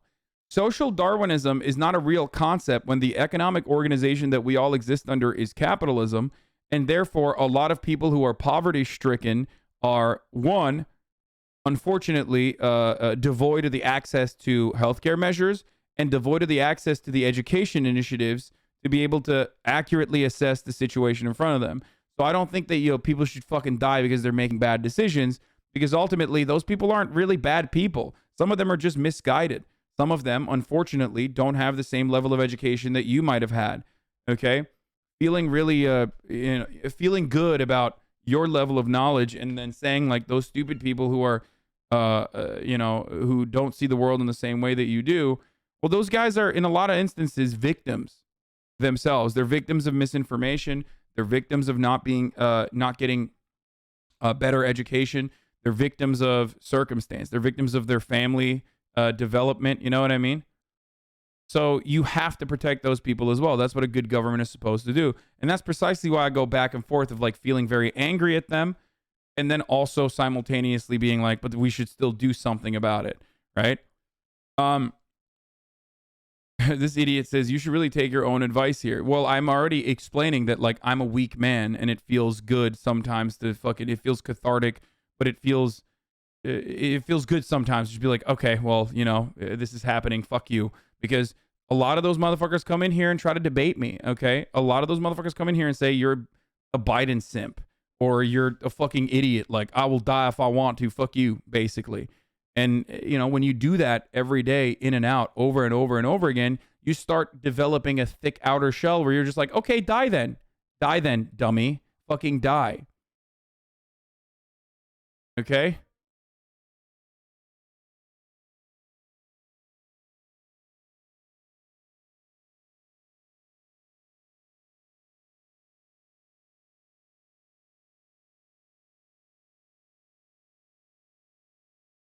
So,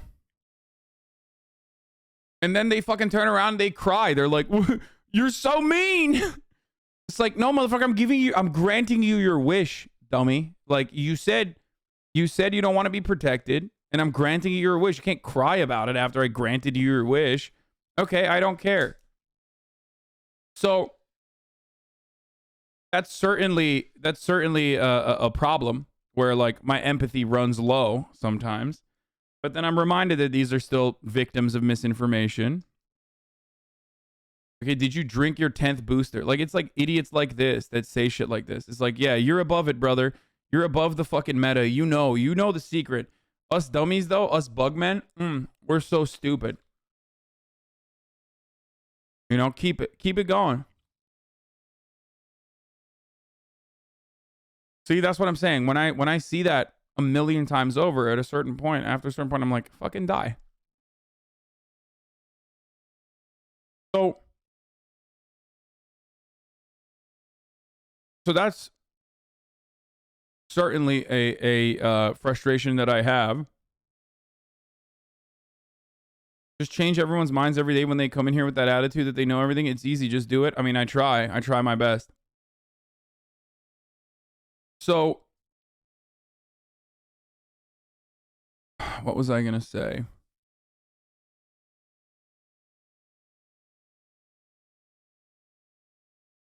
You should have received something in the mail about your car's extended warranty expiring since we have not gotten a response. We are giving you one final call before we close out your file and your coverage is voided. Dog, I bought my car in 2011, okay? I don't think there is an extended warranty on a 2011 Toyota Camry. I think that shit's been, voided for a long-ass time, okay?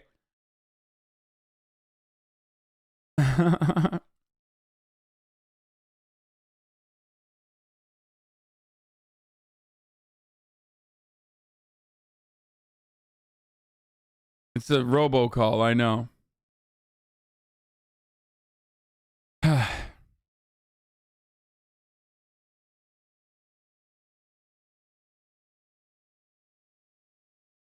So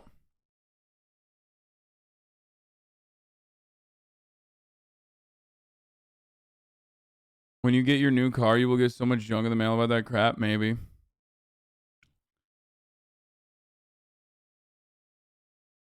Okay, so that's where I'm at with the COVID shit. Okay?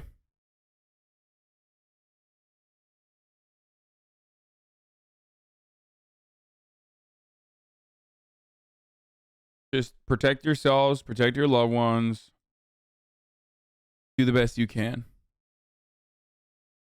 Who's he talking to? How fucking dare you, dude? You motherfucker, I'm talking to you. Okay.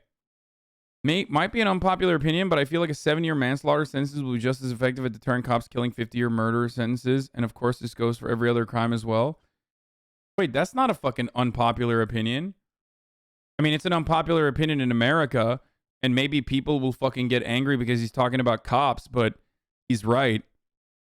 As far as like, lower sentences for even murder and a focus on rehabilitative justice is something that I'm absolutely in favor of. So whoever sent this to me saying that I was going to fucking dunk on him for this is incorrect.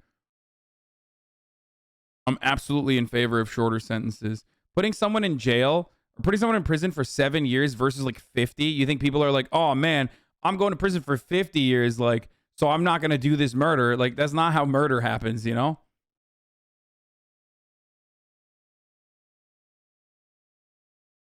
What up, Austin?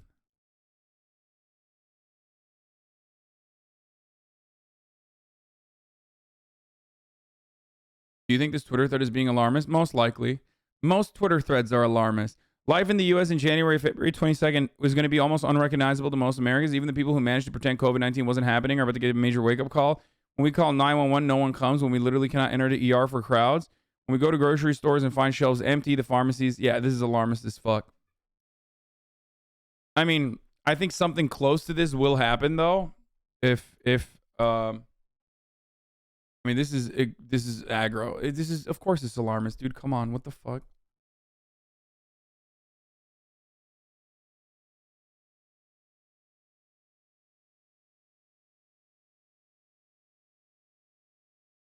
Why should I, as a young, healthy, right-wing libertarian, care about being vaccinated against some Wuhan flu? Yeehaw. That's right, brother. Hell yeah. Motherfucker still living in 2020. Early 2020 memes right here, brother. Fuck yeah.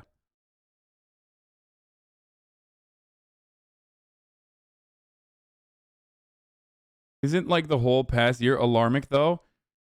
I mean, if you... I guess alarmism or a post is alarmist entirely depends on your worldview. Like, you might consider 800 to 900,000 people dying of a preventable disease is not that big of a deal, right? Especially if it's happening away from you. So, maybe that's why you don't think it's like something to worry about. That's basically what it is. But, you know, as long as you can avoid the ER during that duration, I guess it doesn't really matter to you. I don't know how else to describe it. Hillary Clinton on the State Department of the Democratic Party. I think it's time for some careful thinking about what wins elections, and not just in deep blue districts where a Democrat and liberal Democrat or so-called progressive Democrat is going to win. What the fuck does she know about winning, dude? You're a fucking loser. What is happening? Why does Hillary Clinton get to talk about winning? Okay? It's like me talking about fucking the life experiences of being a fucking world famous athlete, okay? I'm not that. Okay? Oh yeah, let me tell you guys, like, nobody comes to me to hear about what it's like to be LeBron James, okay? Because I'm not LeBron James. Hillary Clinton, on the other hand, is the LeBron James of losing, okay? Are people asking her about how gracefully, or not gracefully, but like how well you can take L's? Because that's the only thing that Hillary Clinton is you know, good at, okay? Taking fucking L's and holding those L's.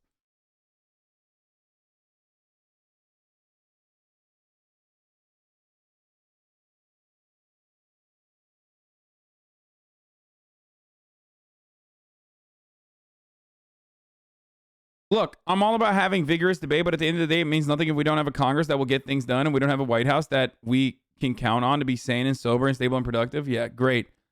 Great stuff. I love libs, dude. They're so great. Yeah. No, it's actually the progressives that are at fault here. Joe Biden is president, but it's still the progressives that are at fault. Guys, what we need to do... Hey, guys. Here's the funniest part about the liberal fantasy, okay?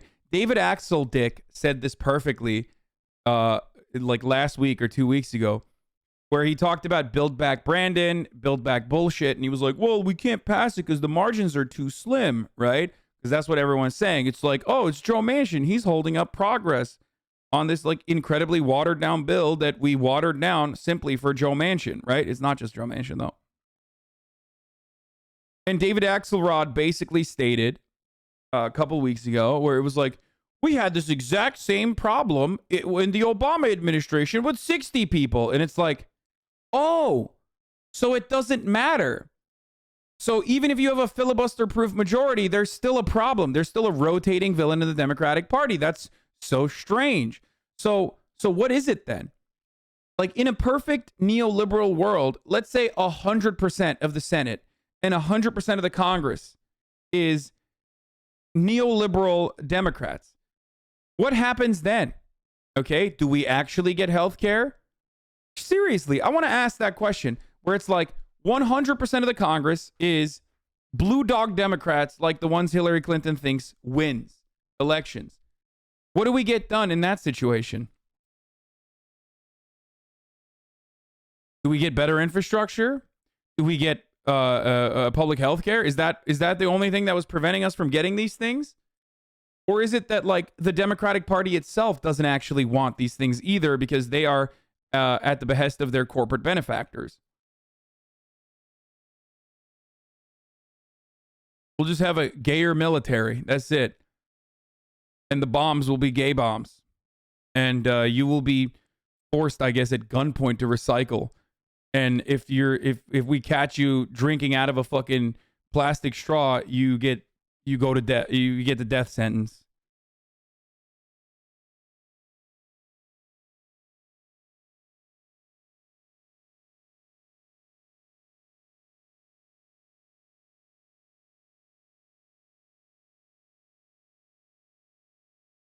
I think the Democrats fear nothing more than that situation where they like are forced to do something. You know what I mean?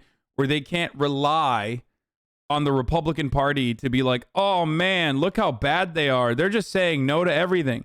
And for the record, the Republican Party, they are bad. They're villains. They're horrible. They're monsters. They're vultures. Do not mistake my anger towards the Democratic Party as an acceptance of the psychopathic, bloodthirsty, pedophilic monsters on the Republican side, okay? Don't misunderstand what I'm saying. So if you're You know, if you're like someone who's like kind of conservative and you turn around and you're like, well, this guy's saying some good shit about them libs. Yeah, they fucking suck. I despise them. I despise them for how close they are to the Republicans. Okay? Anyway.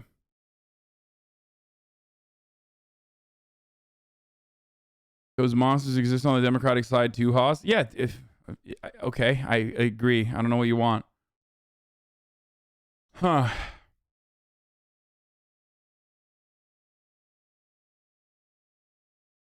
Because as it stands, the Democratic Party platform is basically saying we're not as bad as those Republicans, and then letting Republicans win so they can be like, oh man, look how bad those Republicans are.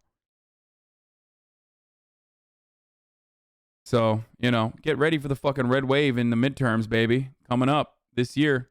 We heard from the CEO of Delta writing a letter calling for a shorter isolation period, warning that 10 days would significantly impact operations. So bottom line here, are these new guidelines motivated by science or by business? Well, as I just mentioned, the scientific basis is what we just mentioned. You can get people safely back out in a 5-day period, so long as they wear a mask, if they are without symptoms. That is the science.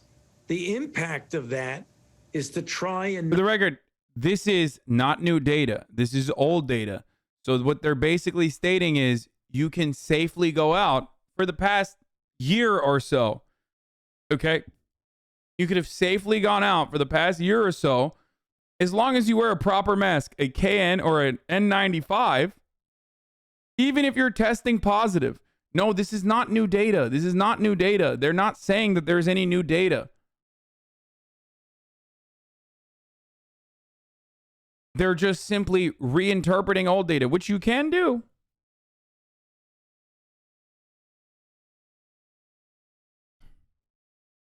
And even then, they're literally fucking, they're admitting that like this new reinterpretation has a lot of qualifiers.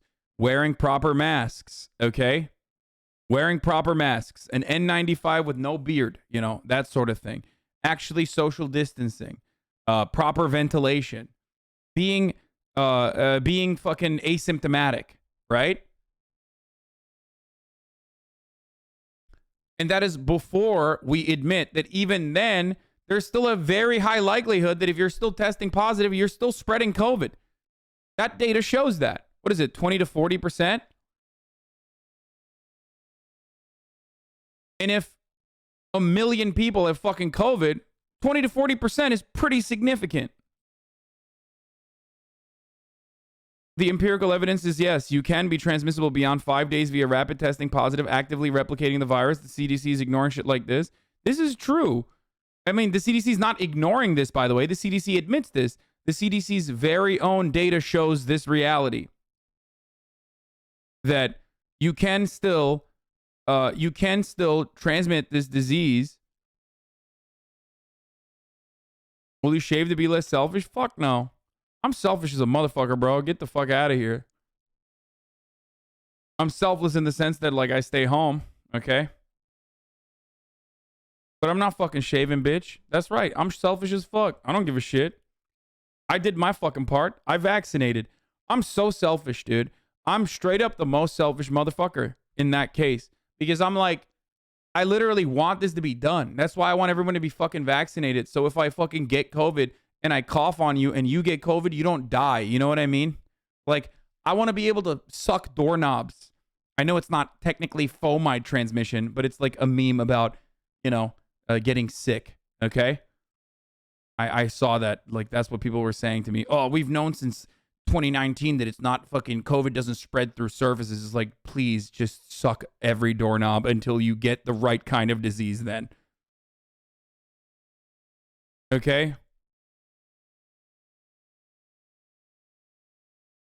So that's my point. Like, the reason why I want everybody to get fucking vaccinated is because I selfishly do not want to go to the gym and wear a mask. I think it fucking sucks. It is the worst thing ever, okay? It's 1987, George Orwell, Animal Factory, Animal Cracker. It's all of those things, okay? On the Nintendo system, Animal Farm, Or not Animal Farm, sorry.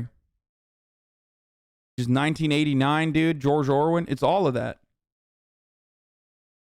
It is the worst thing ever, dude. Being forced to fucking wear a wet mask at the gym while you're working out is straight up the worst thing. No one on the planet has ever experienced such a horrible, just awfulness, okay? No one.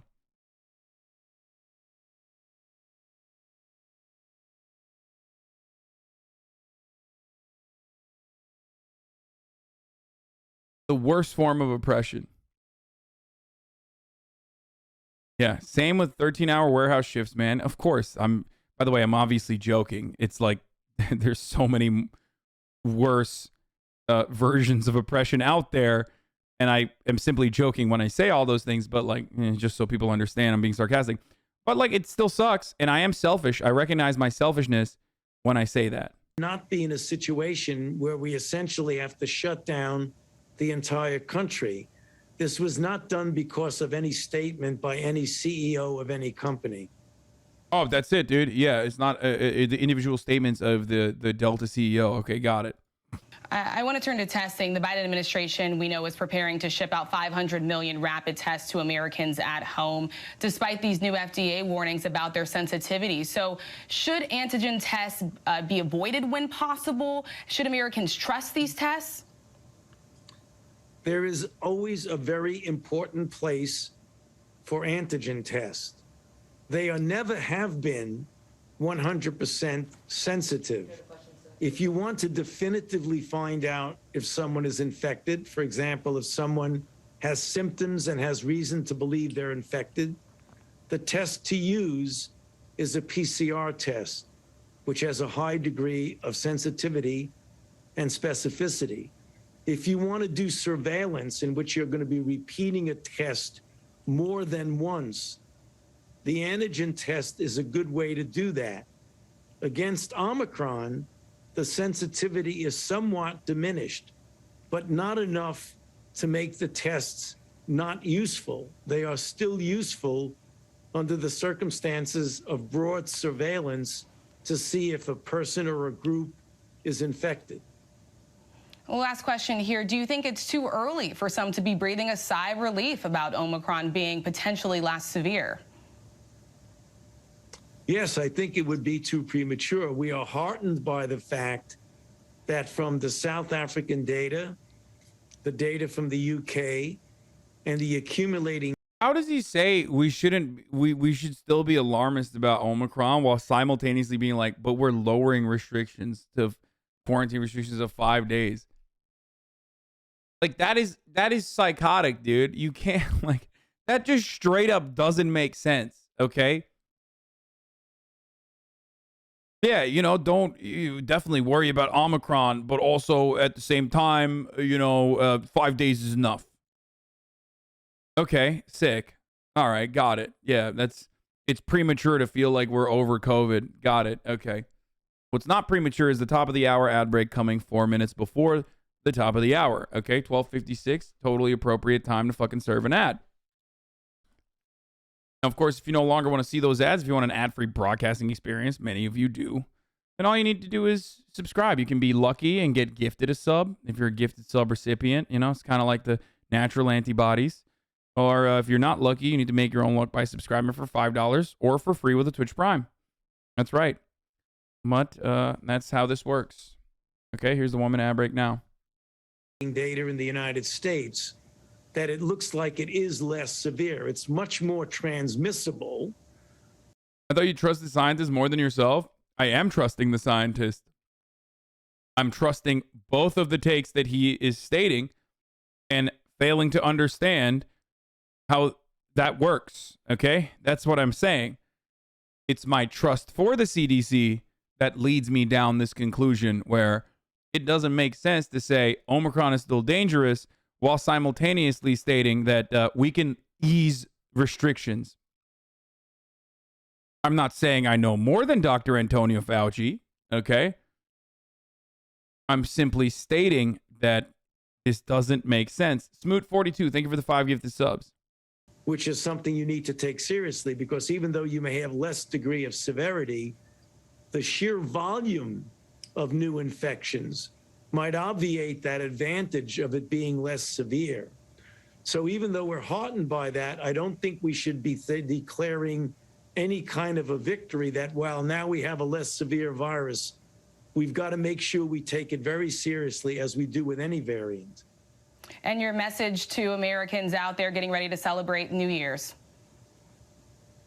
Well, as I've said many times, if you're vaccinated and you're boosted and you want a family gathering in your home with other vaccinated and boosted people, although the risk is not zero, the risk is very low.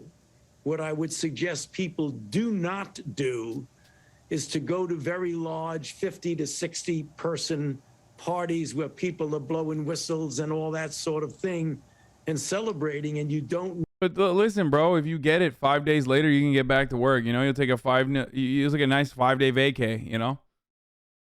Even if you get it, brothers, I mean, apparently, according to the CDC, you know, you blow some whistles, you get a little bit of COVID, okay? A little spice in your life, you know? And then you're fine. No, the vaccination stat. I mean, dude, come on, dude. Come on. It makes no sense. You're fine. You're good. 5 days in. You're good to go back to work 5 days in. That doesn't seem too bad to me. Does that seem bad to you? I'm literally just trusting the scientists here on this one, boys. Okay?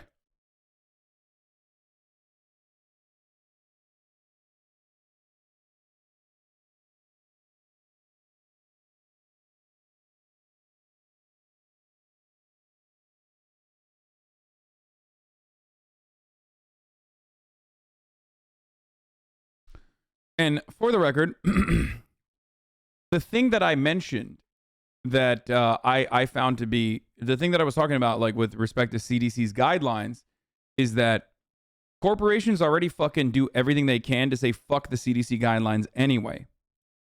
And of course, this corporation, Delta, which is in the forefront of this conversation, immediately updated their policies, dude. That's right. Delta Airlines updates its COVID-19 policies after CDC's new guidance. Delta Airlines has updated its policies for workers who get sick with the coronavirus soon after the CDC shortened its recommended isolation period for Americans infected with COVID-19. Okay? Delta was one of the first companies to adapt to the updated guidance, which it had publicly called on the CDC to do. The Biden admin and major companies have said shortening the isolation period will help keep society functioning, which is a substitute for saving the economy. Your deaths are negligible. Your sickness is negligible. What matters is line must go up. Remember when everyone was united against Donald Trump when he was saying exactly those same things? It's totally different now that Joe Biden's administration is saying those things. So, get back to fucking work, you dumb, sick wage cucks. Now, the airline's new policy dated, but unions worried that it would allow companies to pressure employees to come back to work. The airline's new policy dated Tuesday provides 5 days of paid leave for workers who test positive for the coronavirus to isolate, according to an internal communication company leaders obtained by the New York Times. For the record, remember, that's what the CDC's power is. Now they don't have any legal liability at all to just lower the amount of paid leave they give you when you get COVID. Remember, this is a company that relied heavily on government help and government assistance through the beginning stages of COVID, when all of their fucking aircraft were basically anchored, okay, stashed away. A COVID test to go back to work. And it encourages but does not require a COVID test to go back to work, going a step further than the CDC guidance, which does not include a recommendation for additional testing. Oh, how nice. Delta's new protocols make no mention of whether returning employees should have improving symptoms as suggested by the CDC. So, they give a little and they take a little. They're suggesting that you take a COVID test to ensure, okay, that you can get back to work. And by the way, if you don't get back to work because you're still sick in the end of the 5-day pay period, well, you know, we could probably fire you. And also, sorry, but, you know, the money has run out. So good luck to all of the airline employees that are working through the holiday season. It is almost impossible for you not to get COVID at this point. But if you do get sick, make sure it's not for 5 days, because, you know, if it goes any longer than that, you might get fired. That's precisely what Delta is stating.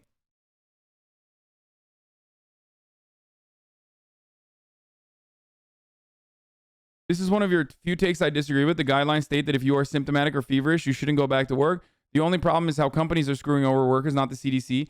You are a fucking idiot if you don't recognize that the CDC is allowing companies to lower the fucking paid leave restriction. You understand that, right? And the reason for why companies can get away with it now is because of the CDC's guidances being lowered to 5 days. When the CDC makes it 10 days, companies are going to get around that any way they can. But at least there is some kind of legal recourse, which, by the way, many people can't even take, because obviously depositions are bullshit and companies win those all the fucking time and you're contractually obligated to get fucked by your company. But even then, there's at least some kind of legal recourse, a threat. Okay? So the CDC turning around and saying, we need to do this so we can fix America, the American economy, and ensure that it doesn't fall apart, which is literally what Dr. Fauci is stating, which is literally what the admin is stating, okay? They're basically saying, you have to get back to work. And Delta will do everything, and other companies will do everything to make you get back to work. They'll take the money out.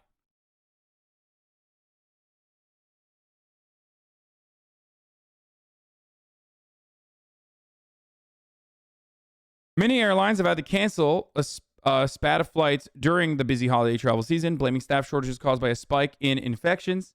Oh no. Delta and other airlines asked the CDC last week to update its isolation recommendations, which some public health officials said were outdated. Delta warned that the 10-day isolation period the CDC put in place last year could significantly impact its operations as the Omicron variant of the virus is rapidly spreading, and it suggested a 5-day isolation period with an appropriate testing protocol. Don't do the ad. I already did the ad. What's wrong with wanting to fix the economy? Nothing. Absolutely nothing is wrong with wanting to fix the economy. It's very honorable. It's great. But at what cost is the answer, or is the question. Is it okay for many more people to die as a consequence of having them forced back into work when they're still spreading disease? Do you think that that actually fixes the economy? Also, when the economy is fixed, who's actually benefiting from that fixed economy? And in what ways are they benefiting from that fixed economy? And when the society is functioning that way? So explain that to me. Groupie. I'm a thrice vaccinated mask adherent. I buy KN95 masks by the, caseload. They're in every pocket. I wear them everywhere except when I sit down. And I am certain that this is not a variant I can outrun. Ugh. I just I see this stuff and then I totally, again, my empathy for the anti-vaxxer dumbasses gets so much higher. Like, this is literally filling up my empathy bar right now. Like, previously I was like, fuck the anti-vaxxers. If they come in here and they're like, talk shit. If you want to die, go ahead, right? But then I see like a Bush administration, Rhino, MSNBC host who's like, I love Dr. Fauci. I'm wearing 4 masks at the same time, talking to fucking Jason Johnson, who is a horrible person and a dumbass, and Claire McCaskill, who is like the human embodiment of a potato, okay, and another fucking loser. I don't know anything about Dr. Anne Ramoyne, so I can't speak on that. I wear 5 masks. It's fucking great. Blah, blah, blah, blah, blah. It's like, then I'm like, you know what? Maybe the anti-vaxxers, I mean, I get it. I get why they are the way they are in some ways, okay? I lick the Fauci Funko Pop every day for good luck.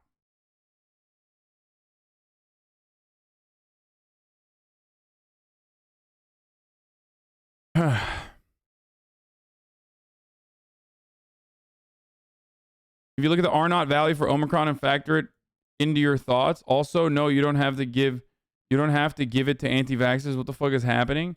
Actually, look at the R naught value for Omicron. Dude, even Dr. Fauci himself is saying that it's too early to fucking tell. Like, studies that are coming out of South Africa show that it's less deadly. But again, there are so many different fucking factors that play into that. Okay? And also, the R naught value for Omicron is significantly higher. What is the argument that you're trying to make? What you're supposed to be looking at, it's like insanely higher. It's like measles level. So what the fuck are you talking about?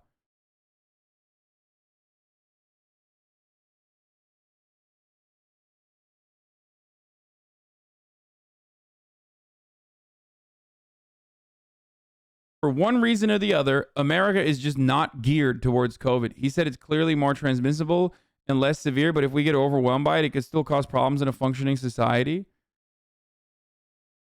Yeah, okay. First of all, he did not say it's less severe. He said it looks like it could be less severe, but we should still be very worried and we should still be very cautious. Okay? But the problem is you're not very cautious if you're lowering restrictions so that companies can literally force you back to work. What you're basically stating here is that, like, Omicron's going to get everybody regardless, which is precisely what I'm saying, for the record. Omicron's going to get everybody regardless, so get the fuck back to work after 5 days. Who cares?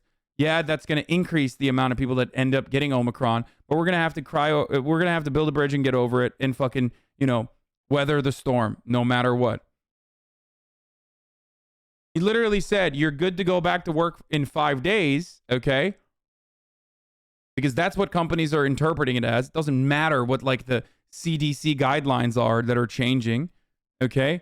What matters is how many days the CDC guideline says you can quarantine or should quarantine, okay? And when you lower that, okay, that's fine. You have to get back to work in 5 days, but don't blow the whistle at a fucking New Year's Eve party. Get the fuck out of here. Deny yourself of the carnal pleasures, but of course, when it comes to going back to work, shut the fuck up. Suck it the fuck up and get the fuck back to work, bitch. Okay? You better work, bitch.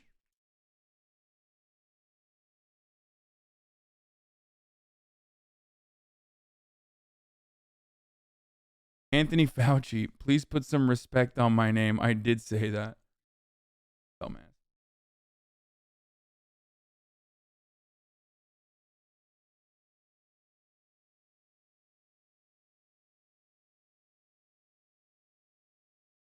Bitch better have my money.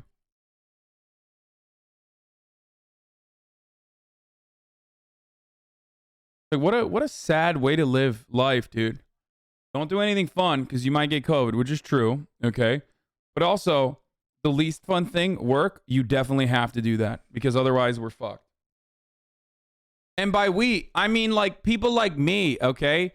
You know who gets fucked if you don't go back to work? Upper middle class Americans, okay? For the most part. Because you're getting fucked if you're poor. You're getting fucked if you're a delivery driver. Well, you're already a gig economy worker, so you're mega fucked anyway. But like, if you work for Delta, for example, you're getting fucked regardless.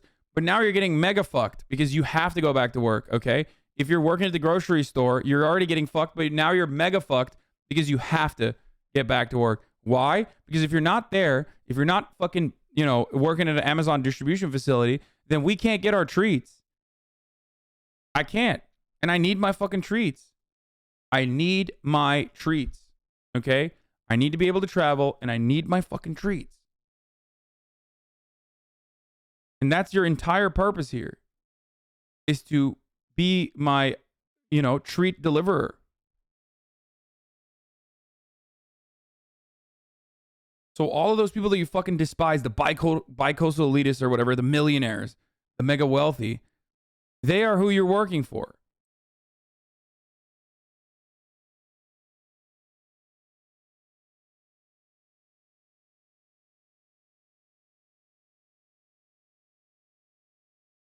All the while, when we're having this conversation, 1,800 people are dying a day. 1,500 average so far this week. So clearly, shit's still popping off. Think about that. Brace said, hold up. I might have him. I've been stalling on the Ghislaine coverage because I've been waiting for Brace to get back to me on whether or not he wants to come on or can come on. So yeah. Status of the people in that environment, that would be a risky situation that I would recommend against. Dr. Fauci, we appreciate your time. Thank you. Bombshell verdict in the trial. We'll talk a little bit about Ghislaine, though. I got to pee real quick. Here you go. Of Ghislaine Maxwell, the former associate of Jeffrey Epstein, convicted on 5 of 6 counts. ABC's Ariel Reshef has been covering this trial since the very beginning. She joins us live from the federal courthouse in Manhattan. Ariel, good morning. Good morning to you, Whit. This was a sweeping victory for the U.S. government. The jury of 6 men, 6 women, deliberating more than 40 hours, finding Maxwell guilty on the most serious sex trafficking charges. This morning, that stunning verdict in the high-profile sex trafficking trial of Ghislaine Maxwell, the jury finding the British socialite guilty on 5 of 6 counts. Maxwell, who once ran in the circle of presidents and princes, led out of the courtroom Wednesday by 2 U.S. Marshals, now waking up behind bars, facing up to 65 years in prison. A unanimous jury has found Ghislaine Maxwell guilty of one of the worst crimes imaginable: facilitating and participating in the sexual abuse of children, crimes that she committed with her longtime partner and co-conspirator, Jeffrey Epstein. Maxwell, longtime companion of disgraced financier and convicted sex offender Jeffrey Epstein, has been in jail since her dramatic arrest at a New Hampshire estate in the summer of 2020. Prosecutors calling her a serial predator who helped Epstein sexually abuse underage girls between 1994 and 2004. Epstein and Maxwell known for their lavish lifestyle, the government claiming there was a dark side to the globe-trotting pair and that Maxwell was Epstein's partner in crime, inviting young girls to give him explicit massages, managing the details right down to the lotions and the oils. Prosecutors said Maxwell did it to keep Epstein satisfied and to maintain her status. The consequences have been tremendous on literally hundreds of young women. Her life of jet setting and living in mansions and running around with billionaires is finally over. The case against Maxwell hinging on the accounts of 3 accusers who, in emotional and at sometimes graphic testimony, said Maxwell played a central role in their sexual abuse, beginning when they were just teenagers and lasting for years. Unimaginable crimes were committed against them, and they worked up the courage to show up in court and finally face the person who did all this bad stuff to them long ago. Annie Farmer, the only of Maxwell's accusers to publicly identify herself, saying, "I hope this verdict brings solace to all who need it and demonstrates that no one is above the law." Throughout the trial, Maxwell's defense team claiming she has been made a scapegoat. Well, except for, you know, all of the other high-profile individuals that kind of did get away. I mean, her bravery is awesome, by the way, Annie Farmer's, but the unfortunate reality is that, like, 1, it took decades, and 2, the main guy is not even on the docket and never will be because he fucking mysteriously perished. Okay, he was suicided. And lastly, Ghislaine Maxwell is, you know, she's going to serve a prison sentence, and that's great. But all of the other individuals that were a part of this process, including, but not limited to, Prince Andrew, for example, will most likely never face a prison sentence. Like, the process in which getting Prince Andrew to court is an incredibly difficult one. Like, almost impossible. He's a royal. Like, he's not only a British citizen, but, you know, or like a regular diplomat or anything. He's a fucking royal, right? Conspiracy Andy.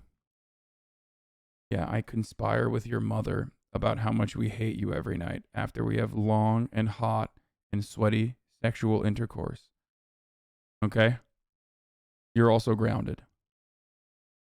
Anyway, let's keep going. Scapegoat after Epstein died by suicide in his jail cell in 2019 while awaiting trial. Her family standing by her saying, "We have already started the appeal and we believe she will ultimately be vindicated."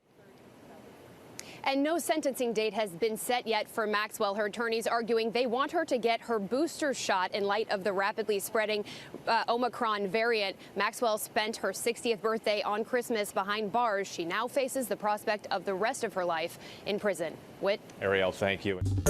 Well, hey there. Oh, BBC had another person who is like literally personally involved in this. Does anyone have the BBC segment, by the way? Man said he wanted the Sam Cedar your ass. Yeah, I know, dude. It's irrelevant. Like, what the fuck? Well, yeah, okay. Destiny shows up to the debate. What are we debating on? Fucking still the boundaries of like whether or not the CDC did this at the behest of corporate profits. Yes, okay. That doesn't really change anything, and I don't really care anymore. Anyway, it's like it's over. It's long gone at this point. Who mad? Oh, Megalol mad. Okay. Like, it's hard not to take debate in many of these circumstances because, you know, I have no self-control and very little self-respect as well.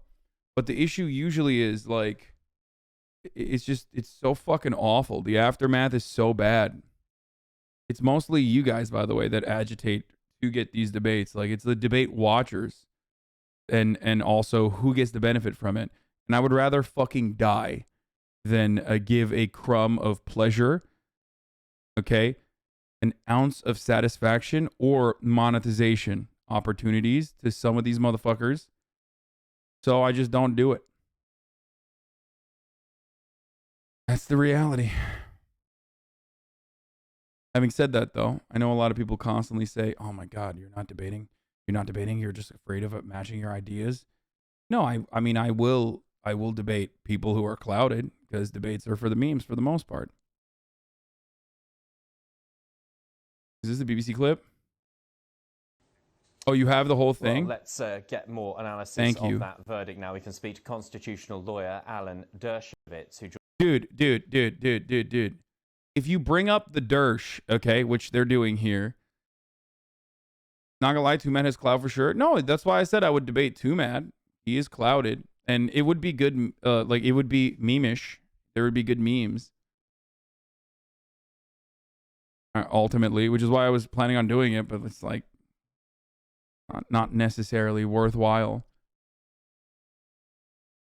Can you touch on the Israeli government that was protecting Maxwell because of the previous PM being associated with Epstein and Maxwell? Can you touch on the Israeli government protecting Maxwell? Which one? I mean, Ehud Barak, I've talked about regularly, like... anyway, that's not the point right now. The man, the myth, the Dersh. That's who we're talking about right now, okay? The Dersh.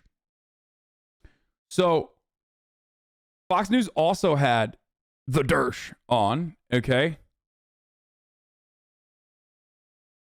To talk about this case. It's insane. Because, one, other victims of Jeffrey Epstein have said the Dersh has also sexually assaulted them, okay? So there's that.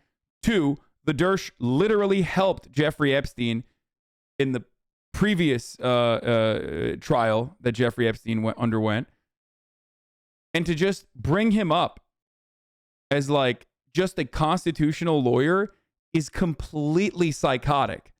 Like he's literally, the conflict of interest is so high in this. Like the conflict of interest that the Dersh has here is so high.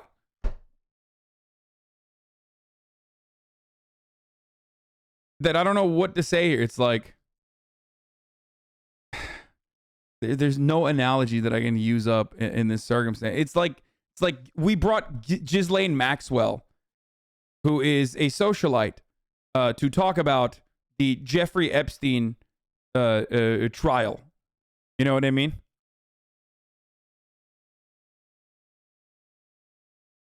Joins us now. This was a much-watched trial, and after a long set of deliberations spanning Christmas with a break, suddenly the jury reached a verdict. Well, I think the most important thing, particularly for British workers, is that the government was very careful who it used as witnesses. It did not use as a witness the woman who accused Prince Andrew, accused me, accused many other people, because the government didn't believe. He self-reported on that. Like, he brought it up, dude. The Dersh. Motherfucker can't stop himself. The Dersh. She was telling the truth. In fact, she, Virginia Giuffre, was mentioned in the trial as somebody who brought young people to Epstein for him to abuse. And so this case does nothing at all to strengthen in any way the case against Prince Andrew. Indeed. Wait. Yo. Wait. He just said Virginia Giuffre, as a victim, simultaneously played a role in bringing young girls into the fold. Okay, but you hung out with him and you defended him, the Jeffrey Epstein, I mean, and you were also a part of the massage sequences, but you also are now admitting that there were young girls there. What the fuck is going on? He's like, yeah, you know, young girls were brought in, but, you know, they were brought in by the lady who was a young girl at the time. And therefore, you know, I'm absolved. Yeah, I'm sorry. He did say he wore underwear every time he was around Jeffrey Epstein, something along those lines. I wore an underwear. It means nothing. Indeed, it weakens the case against Prince Andrew considerably. Wild that the BBC had Jeffrey Epstein's personal best friend and lawyer, okay, to come and belittle one of Jeffrey Epstein's victims and say that she's a lawyer on national television. This is completely psychotic, okay? This is so insane. It's almost as insane as, like, oh God, I can't even imagine, like if the BBC went in the aftermath of the election in Chile where a socialist won, they brought, like, I don't know, someone who's like a close relative to Pinochet, who was a brutal authoritarian fascist dictator. You know what I mean? Like, it would be almost as psychotic as something like that. You know what I mean? And they would obviously never bring a close relative of Pinochet, the BBC, to ask them how they feel about a socialist being democratically elected to leadership. I mean, that... Wait, what? Oh, they did that. Oh, they did that last week. Oh. Okay. That's weird. Why are they doing that? That's so strange. That wow. I can't believe the BBC does stuff like this. This is why, by the way, for the record, this is why I always say, like, look, state media, mainstream media, liberal media, this is how it works, okay? Does the BBC not actually do... I swear you talked about it? Yes, that was the joke, man. I was joking. I know that the BBC did that last week. That's why I'm making a joke. How was that a comparison you used, lmao? What? Having Pinochet's cousin talk about... having Pinochet's cousin on to talk about how devastating it is that, you know, a socialist was elected in Chile is exactly like having Alan Dershowitz on to talk about fucking Ghislaine Maxwell's trial. What the fuck are you talking about? It's like having a member of the royal family that isn't under house arrest or some shit to talk about how great the MBS is or the Khashoggi trial. You know what I mean? Like, oh, was Khashoggi murdered? Here we have a guy that looks like Mohammed bin Salman, but is certainly not Mohammed bin Salman, but is a member of the family to speak on the lies that the media is telling about the Jamal Khashoggi murder. Because the government was very... And it's just, yeah, it's just MBS wearing sunglasses.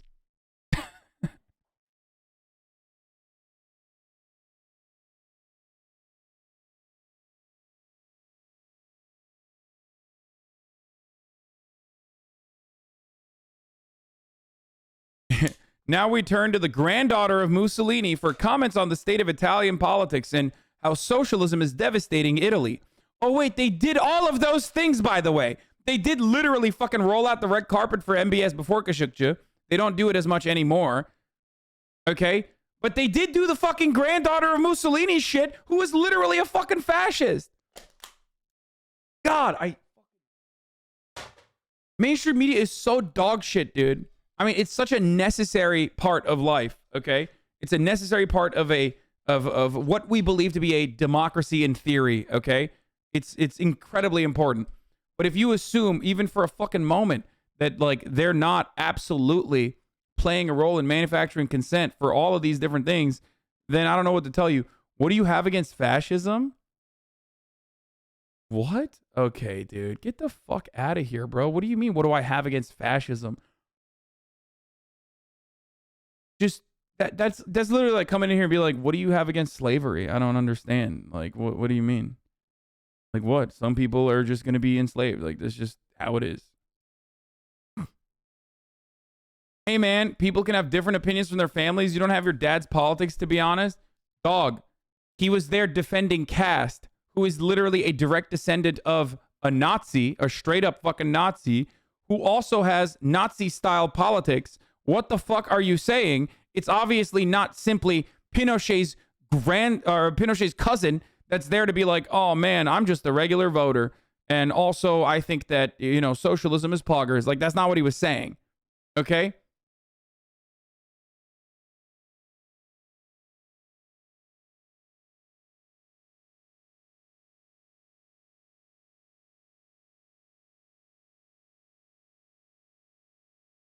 Selective in who it used. It used only witnesses who they believed were credible, and they deliberately didn't use the main witness, the woman who started the whole investigation, Virginia Giuffre, because ultimately they didn't believe she was telling the truth. They didn't believe that a jury would believe her, and they were right in doing so. So it was very smart on the part of the government. Yeah, his only take here on the trial is Virginia Giuffre. I wonder why. That's so strange. They had constitutional lawyer Alan Dershowitz to come talk about Ghislaine Maxwell, and his only take is to belittle Virginia Giuffre, a victim of Jeffrey Epstein.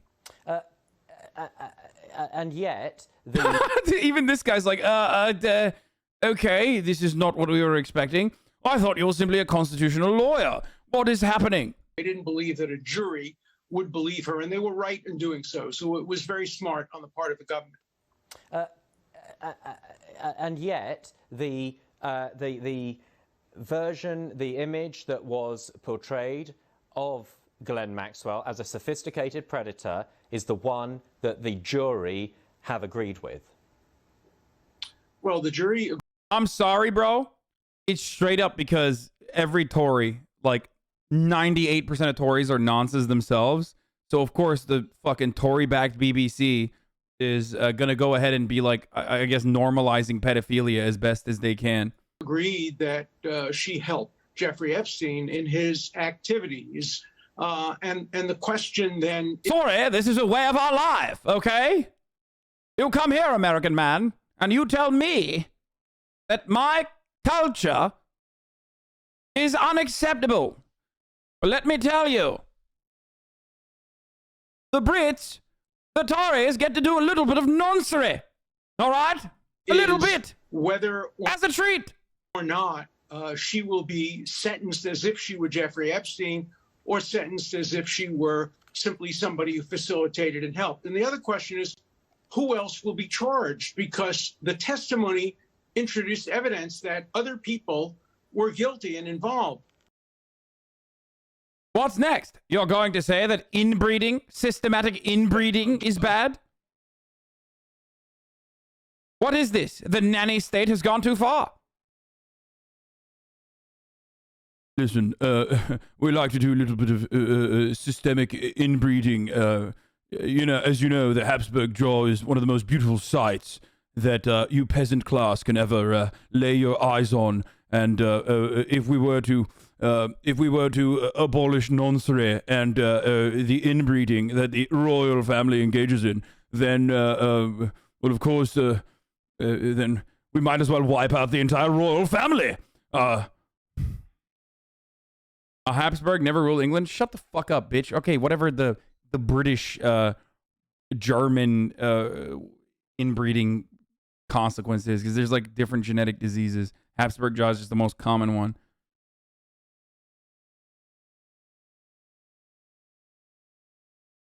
If they were all literally related, so it doesn't fucking matter. Yes, all right. I'm Boris Johnson, and the royals are beyond reproach. Very good. Again, oh, hemophilia. Quite ableist in it. Talking about the consequences of a little bit of nonsense and also systematic inbreeding in the royal family. And it seems like it's not quite all right that you are now engaging in a little bit of ableism. Unacceptable. Virginia Giuffre, she was alleged by the same women who the jury believed to Bro, he's turning it back to fucking Virginia Giuffre again. have brought them to Jeffrey Epstein, knowing that they were underage, getting undressed, having sex with Epstein in front of them when they were underage. Bro, in order to fucking dunk on one of his own accusers, a victim of Jeffrey Epstein, he is now, okay, he is now openly stating that the guy who he fucking defended, okay, as a lawyer, was having sex with young women. The guy who, like, he personally, okay, continued a relationship with was having sex with underage women. What is happening? Why is the fucking guy literally not stopping the interview and be like, I'm sorry, sir. I hate to do this to you, Mr. Dershowitz. You're a very famous constitutional lawyer, but and you have tenure at Harvard. But are you stating that your friend, your close and personal best friend, Jeffrey Epstein, openly had sexual intercourse with young women? Why? Why is that not happening? Why is that no one asking? Children, not even women, not young women, children, girls. Why is this interview still continuing right now at this point? Age in order to encourage them also to have sex with Epstein. So I think the next question is, when will Virginia Giuffre be indicted and charged, rather than her accusing people like Prince Andrew and me and Ehud Barak? Dog, Ehud Barak, literally, dude, you just admitted that Jeffrey Epstein was like raping little girls, and then you fucking turn around and try to defend yourself and Ehud Barak, who very clearly knew this and kept their relationship with Jeffrey Epstein and have also been accused. I am losing my fucking mind. He's even saying it. What the fuck is going on?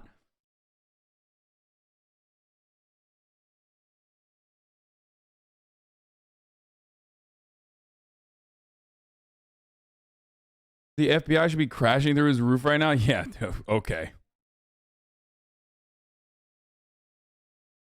And George Mitchell and the dozens. I love what he said. Epstein was already convicted of it once and got away with it. Yeah, dog. You know how he got away with it? Alan Dershowitz was part of his fucking team. That's how he got away with it. And the BBC is having him on to talk about it. Bananas, dude. Absolute bananas.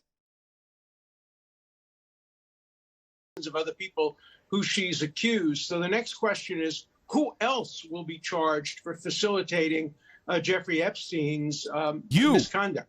You, I hope, one day, fingers crossed. Just returning to the issue of the guilty verdicts against Ghislaine Maxwell. Sure. As a lawyer, where do you expect the sentencing to fall on the spectrum of prison terms that are available to the judge? Well, I think she'll get a substantial prison term because she was convicted on 5 counts, and the guidelines provide for fairly high sentencing. So it will certainly be in the double figures. It won't be. Bro, every part of the Jeffrey Epstein and subsequent trials that are involved breaks my brain further. I feel like I'm losing my fucking mind. Like, there is never, I can't think of another situation where it's so transparent and so obvious that there was international sex trafficking going on with like incredibly high level people, including royals, Bill Clinton, all these fucking people. and the dudes that participated in it allegedly and also simultaneously defended him and continued that relationship with a known international sex trafficking criminal are now like talking freely in the media. Like it is such a transparently corrupt example, and I don't understand. It feels like a flex, you know what I mean? It's like we can get away with it, and we will get away with it. Like it almost feels like this is like a victory lap, you know what I mean?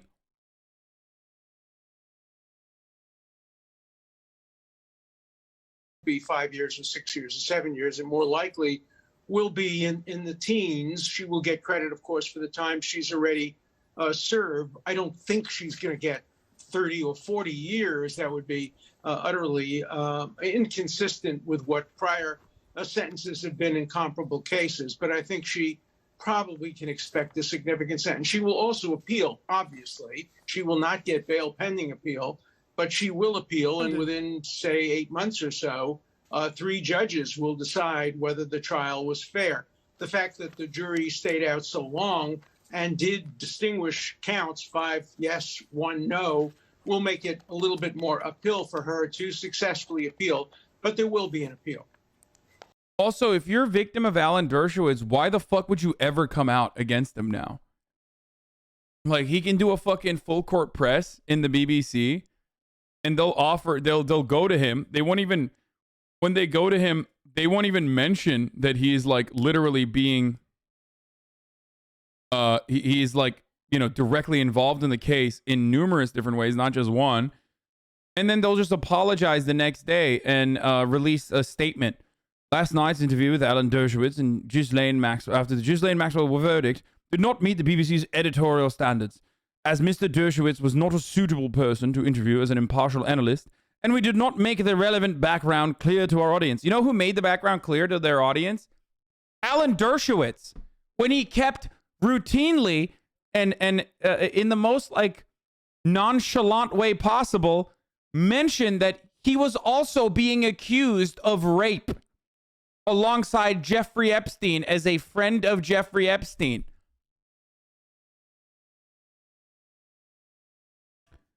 Sorry, we were looking to how this happened. Oh, how did it happen?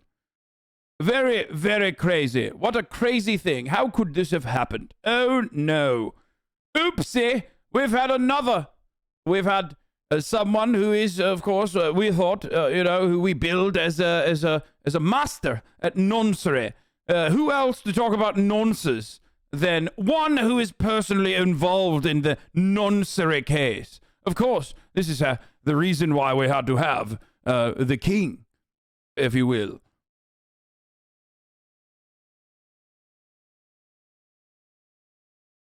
You know, how peculiar. Just used to you getting away with it. Hide it. Why hide it? It's fucked. Yeah, it is fucked. You know, I mean, homie is a pedo expert, dude. You know, he's just literally an expert in pedophilia.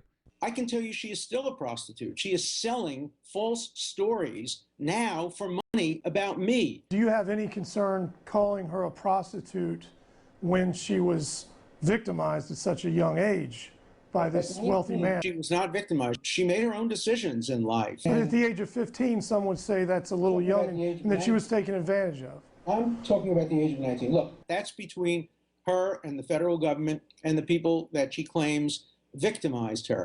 Yeah, she was making her own decisions, bro. Come on.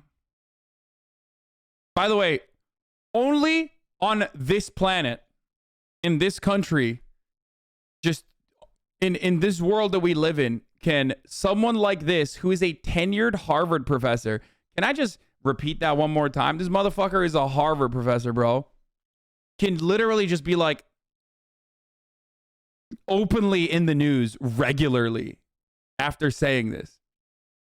So tell me how fucking rape culture isn't real, or tell me how like we don't live in a fucking patriarchal society. Tell me how you know, everything that even rad libs fucking screech about is like not just a teeny tiny bit true at the very least. You can be the most conservative motherfucker, okay? You can be the most conservative motherfucker on the planet, but when you see this, doesn't this like break your brain a little bit? A girl who was forced into sex trafficking by a prolific international sex criminal, okay, a sex trafficker, at the age of 15, ripped away from her high school, was asking for it, according to Alan Dershowitz, who's on the news all the fucking time. He's not in jail, okay? On the news all the time saying, she was asking for it. Fuck it. Also, this is after he defended Jeffrey Epstein and continued his relationship. To be fair, he was just doing his job. He's a lawyer. And okay, you finally got me, dude. Okay, there you go. Get the fuck out of here. He's not, to be fair, doing his job, dumbass. His job doesn't involve also participating in the actions. Okay? Dershowitz is a longtime friend of Epstein's who represented him in the criminal underage sex case. Tell me he was just doing his job when he continued being a friend. I never saw a young underage woman. Yet Epstein's former butler swore under oath that Dershowitz was at Epstein's residences at the same time underage girls were there. Were there young women in another part of the house giving massages when I wasn't around? I have no idea of that. Dershowitz did say he once received a massage at Epstein's mansion, but from an adult woman. I kept my underwear on during the massage. I don't like massages particularly. Bob Norman. Dude, just doing his job, homie. Just doing his fucking job, bro. That's the guy who you're defending? Shut the fuck up, idiot. Yeah, he's just a hands-on kind of guy. Local 10 News. Roberts' attorneys claim that Crazy. Dershowitz has ducked a deposition, but Dershowitz told Bob he's willing to submit to one, but only after Roberts goes first. Bananas.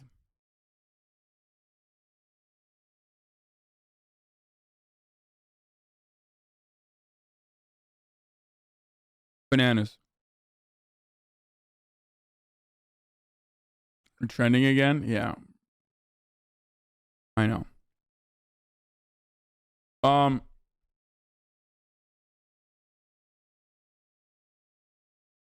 So that was the BBC having Alan Dershowitz on. Does anyone have Alan Dershowitz on Fox News? Because he was doing a victory lap everywhere. He didn't just, he went across the pond and he came back to the pond, okay? To the other side of the pond. The right side. The American side, baby. Does anyone have that?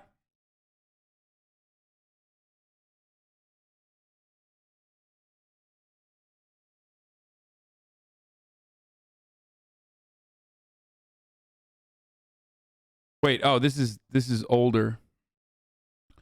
Alan, this is from July 2020. Alan Dershowitz defends himself against sex abuse allegations, condemns accuser as a serial liar. That was way more bold and way more aggro. But I think yesterday he was on Fox News again. I don't know if anyone found it or not. Oh, there it is. Thank you. Alan Dershowitz hijacked the Fox News appearance to remind the world. Oh, this is an older one. This is no, not this one, not this one. No, you're.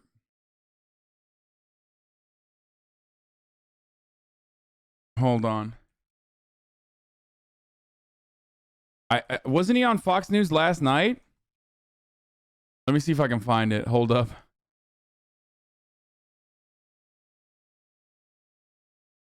What the fuck? Why are all the videos from 2018?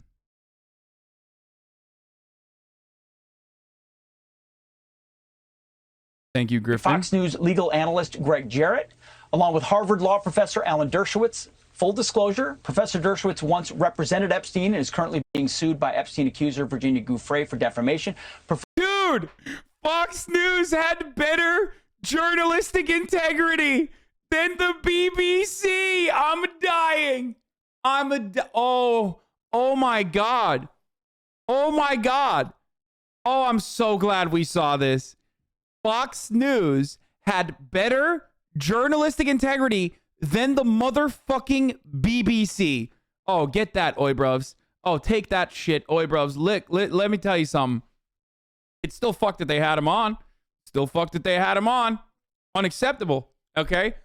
But my Lord, that is fucking awesome, dude. That makes me so happy to see. Oh, the rare American. Well, it's not a rare one, you know. Get fucked, okay? Get absolutely shitted on When Fox News is doing a better job, holy shit, would it take that, England, okay? You blew it like you blew the 13 colony lead, baby. Oh, my Lord. Professor, as you know, you've denied all wrongdoing in multiple previous appearances on this program and is countersuing Giuffre. Professor, let me start with you as someone who has been caught up in this. When you look at this verdict, what's your main takeaway? Well, my main takeaway is that the government was smart enough not to use Virginia Giuffre as a witness. This is the woman who's... Why is that your main takeaway? Why is your main takeaway about Virginia Giuffre? Like, I don't understand how you are. That's your main takeaway from this. Well, the real reason why that's his main takeaway from this is because it impacts him, okay? That's the real reason why that's his takeaway. And this is precisely why it's, like, really psychotic to have him on, even if you give a disclaimer. So don't get me wrong. Fox News is still bullshit, okay? Who's accused me, who's accused Prince Andrew, who's accused Senator Mitchell, who's accused Ambassador Richardson, who's accused... Let's go. Let's go. Pile it up, baby. Woo! Ehud Barak. She accused anybody who she could find in Jeffrey Epstein's Rolodex, and the government very smartly didn't use her as a witness. She would have been the key witness if she were credible, but the government simply didn't believe her. So today was a good day for those people who were accused by her, like Prince Andrew and the others who I mentioned. As far as Ghislaine Maxwell is concerned, the government put on witnesses. The witnesses were believed. The jury did come to its conclusion. There will be an appeal. Appeals are always uphill, but there are some issues. There's a statute of limitations issue. After all, some of these things occurred almost 30 years ago. It was back in 1994. So there'll be concerns about the statute of limitations, some other issues. But right now, she faces a significant prison sentence. Okay. By the way, I just got to interrupt this broadcast for another fire take that I've been seeing on the timeline. RadFems, shut the fuck up challenge, impossible difficulty, okay? I personally love seeing RadFems, Radlibs, people like Amy Siskin, who has fucking banned me or blocked me, always give takes like this. It's one of the funniest fucking, it's one of the funniest circumstances, okay? 44,000 likes. Don't get me wrong. Let Maxwell rot in jail and throw away the key. But how about the misogyny in our country and legal system that only a woman has been held accountable?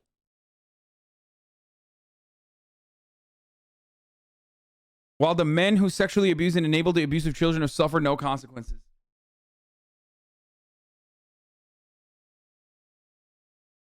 Bro. Here is one of those instances where it's like, maybe you shouldn't girl boss right now. Okay?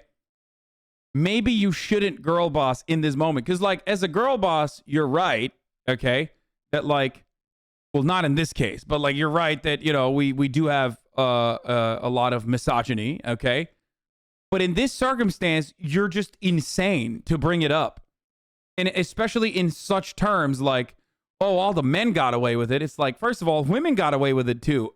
Hillary Clinton. And secondly, 44,000 likes, dude. Oh, Drill made a Dersh joke. Hello, Alan. This is your lawyer speaking. I am advising you today to please keep posting this shit. I hope Epstein made videos. There have been suggestions that Epstein made secret videos of all the men who had sex in his house in planes. I hope he did, and they are all revealed because they will prove I am not among them. I hereby waive any right of privacy in Epstein videos.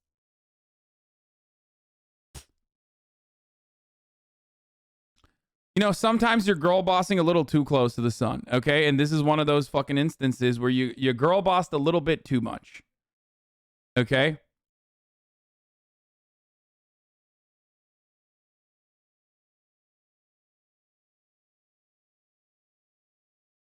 No, this is a bad take from you, seriously?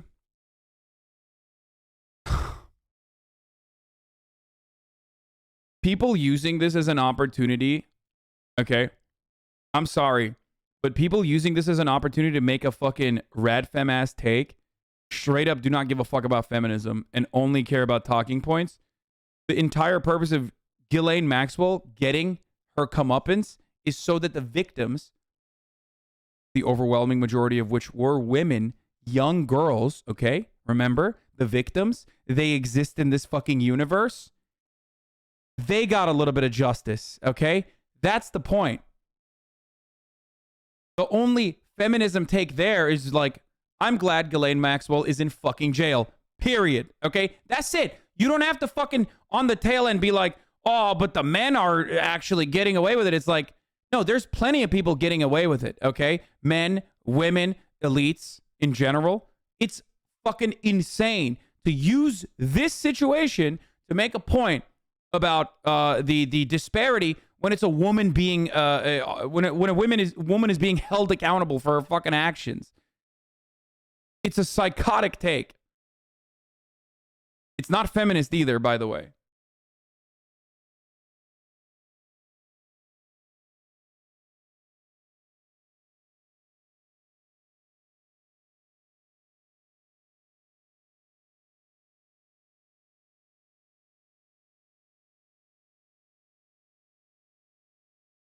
You deadass just talked about issues on rape culture and patriarchy. Ears don't work sometimes, and that's totally okay. No, it's not okay.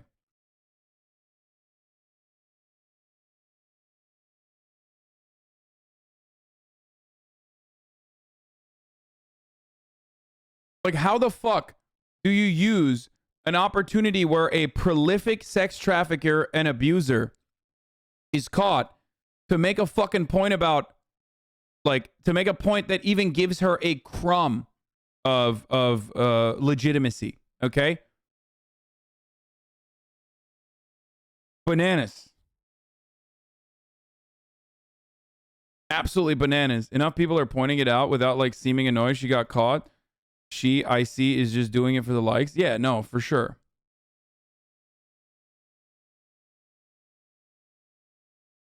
It's misogyny that a woman helped groom and assist in the sex trafficking of children? Wait, what? You can't be serious about this take, right?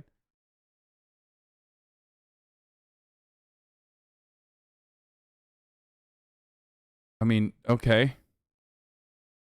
That's, it just like broke my brain a little bit.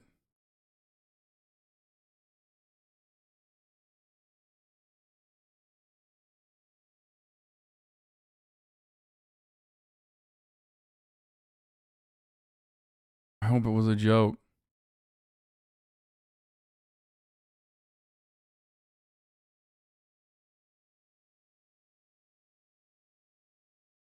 Cool to bring up my other point, but then not give context of what I'm saying. Thanks, dude. Wait, what? What did you say? I didn't even see it. Is it that insane? Literally no men. Did Hillary get away with anything compared to her male counterparts? I see a lot of ire for Hillary. Okay, now you just sound insane. I hope you understand that, right? Like, because yes, Hillary Clinton and Bill Clinton both get a lot of fucking ire, unfortunately, from psychos, okay? But saying that in this community is kind of weird. I've literally spent the past hour shitting on Alan Dershowitz, a male person that's involved in this situation. If you are seeing this exclusively on the boundaries of women versus men, without exclusively talking about, when you're talking about the women, the victims in this circumstance, I don't know what to fucking tell you. This is completely psychotic. Also, Hillary Clinton sucks.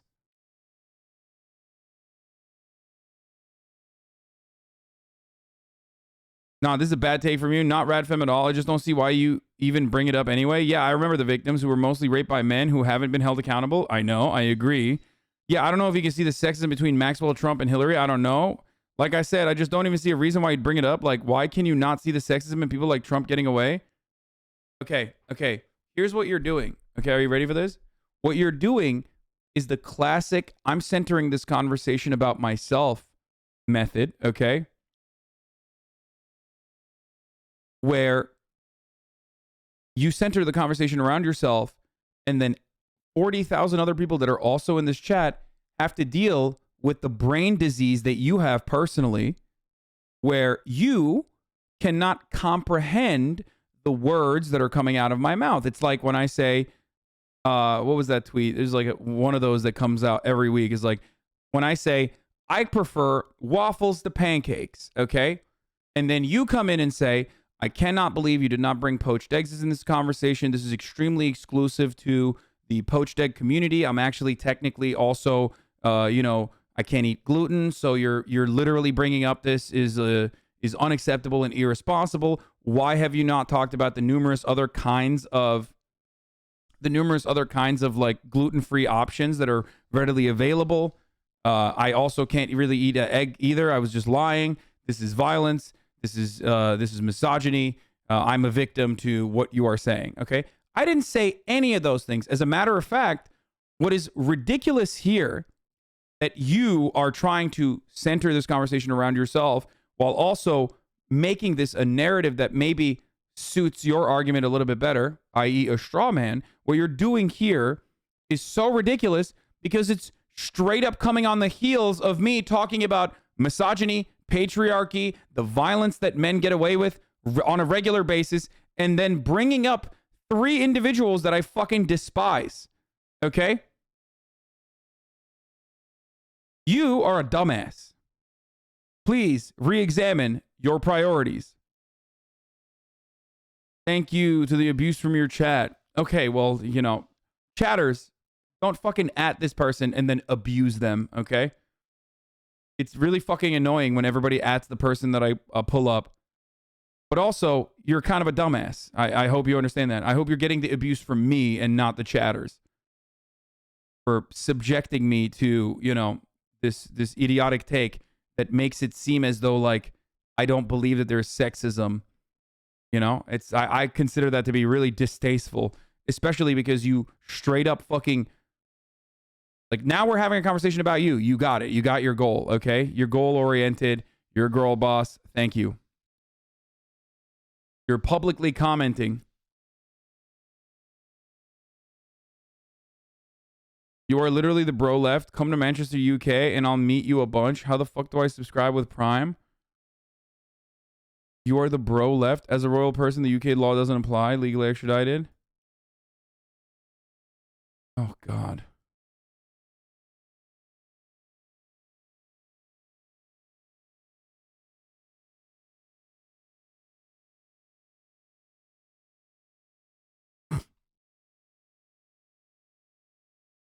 So you take it as just a tweet is correct, but just not the right time to bring it up. I guess that's fair.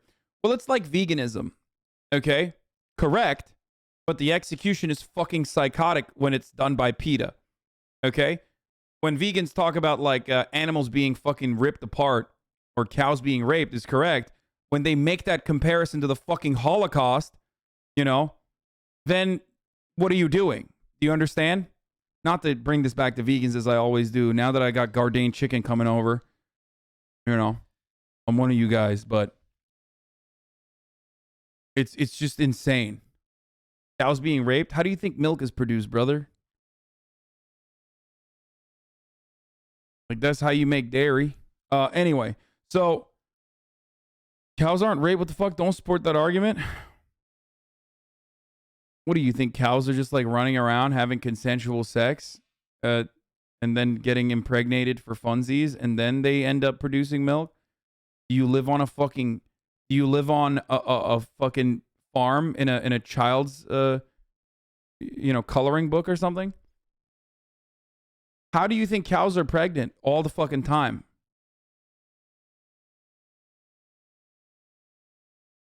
I mean, obviously there's no consensual sex or whatever the fuck in the animal kingdom. I'm not going to get into this argument. I just don't care. Okay?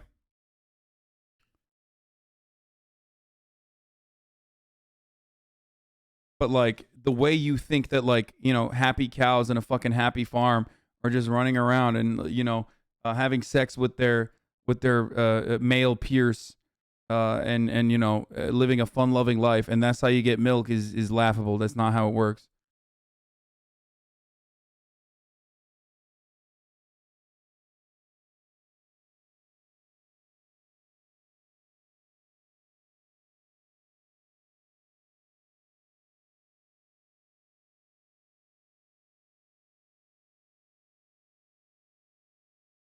Okay.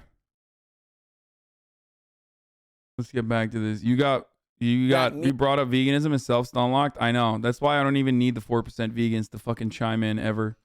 Mean that state prosecutors in any of the places where these heinous activities took place, whether Florida or New York or the Virgin Islands or wherever, can now work with federal prosecutors and, I don't know, get Ghislaine Maxwell a better cell or time off for good behavior, et cetera, if she flips, if she participates and starts naming names? So, Jake, I'll say something that's not unique, right? Where there's a will, there's a way. And so I'm not ready yet to pivot from the federal prosecutions. We know that Mr. Epstein, right, had pilots that worked for him. We know that there were a number of people who traveled extensively with him. And so before we concede that there is no federal viable prosecution, those matters would have to be investigated. Who was on the plane? When were they on the plane? Who else was with them on the plane? What was their intention and purpose? Where were they going? Who were they with? And so all that's going to have to be looked at, to Jennifer Rogers' very good point with respect to how you get federal jurisdiction.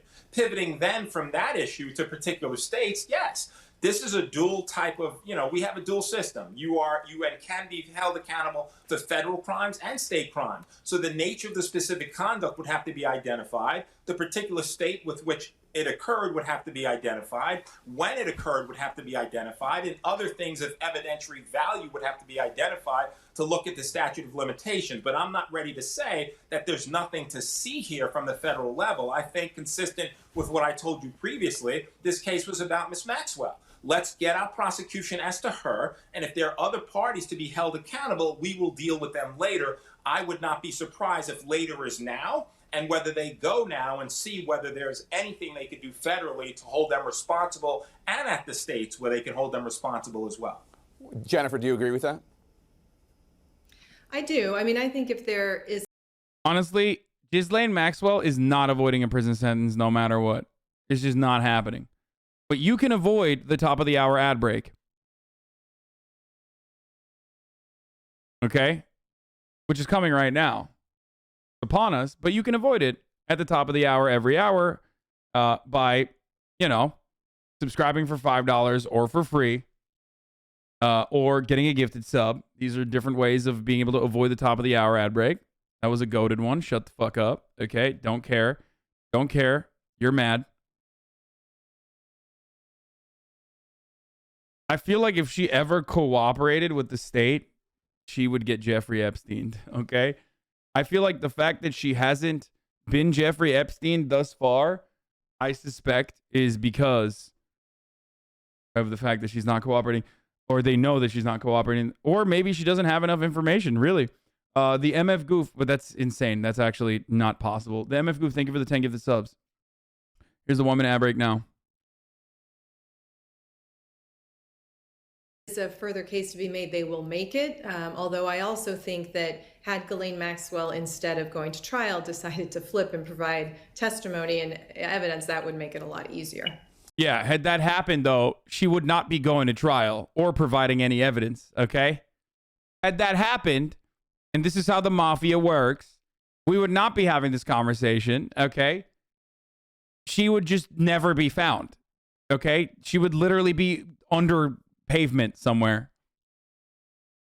But one would assume that Thank that you, was Baku one of the Taku, reasons for the why 5 they were gifted going subs. After her, or maybe not. I don't know. I mean, I think my view of all of this has been really clouded by that non-prosecution agreement that the then U.S. attorney for Florida.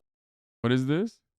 I made it really awkward for them. It was kind of weird because at first I went to his house and I was like, "Yo, man, we're going to the movies," and they were both dressed up and they were in the house and they were like ready to go. What is he talking about? Like, yeah, man, we're going. I'm like, so we will bring boys. You driving? How we going there? I know what he's like, talking about. That's not even true. He's such a liar, dude. He's such a Weasley little liar. He literally was like, "Oh, you're bringing a friend? Okay, I'll come on my own." This was when we went to the movies and I brought Sky Blue with me. Okay? Excusey, no longer my boo-boo, okay? No longer my fucking boo-boo, dude. I love saying that. Yeah. I'll meet you there, dude. I'm like, yo, what do you mean? Oh, I get it. Fuck. Okay, yeah, I'll meet you there. And then I ordered an Uber for myself, and I went by myself. And yeah, that's kind of how it was. It was kind of weird. No, he was a homie on it. He straight up. I thought maybe I misread the situation, but he was being a great wingman. What the fuck? He straight up was just like, he straight up was like, yeah, I'll get there on my own.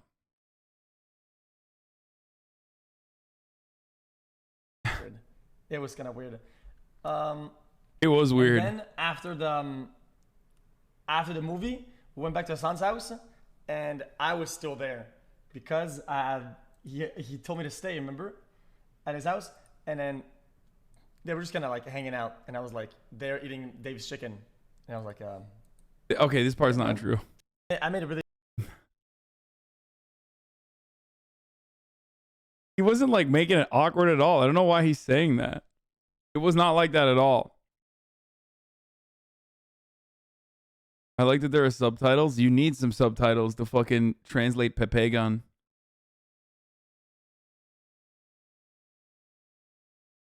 Give him a kiss next time you see him. Yeah, I'll give him a kiss, dude. You didn't offer him chicken? Bro, when Felix was staying with me, the house already...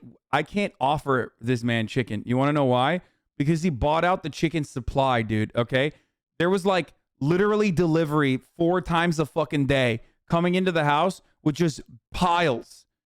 I mean, fucking piles of Dave's hot chicken. And he just like would eat some of it, not eat all of it. I mean, it was great because I ate all of it, right? He would just like leave chicken around and I would just eat it. Like it was awesome.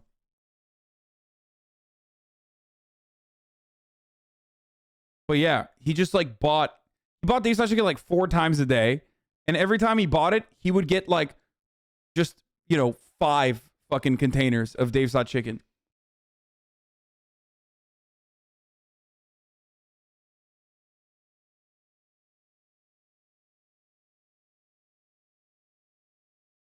Bro, you're like a Roomba for leftovers? Yeah, that's why the Leftovers podcast is apt. He did that for you, though? Yeah, I know, man. I know. He bought it for everybody. Like, he was doing it for everyone else in the house. That's why I'm like...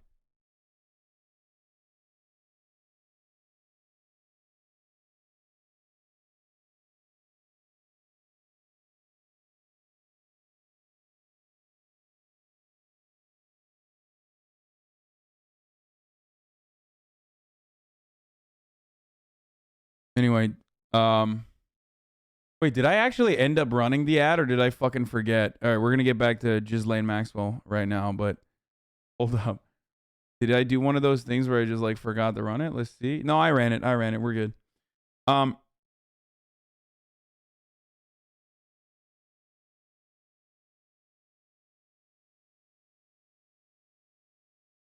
I ran it. All right, let's keep going.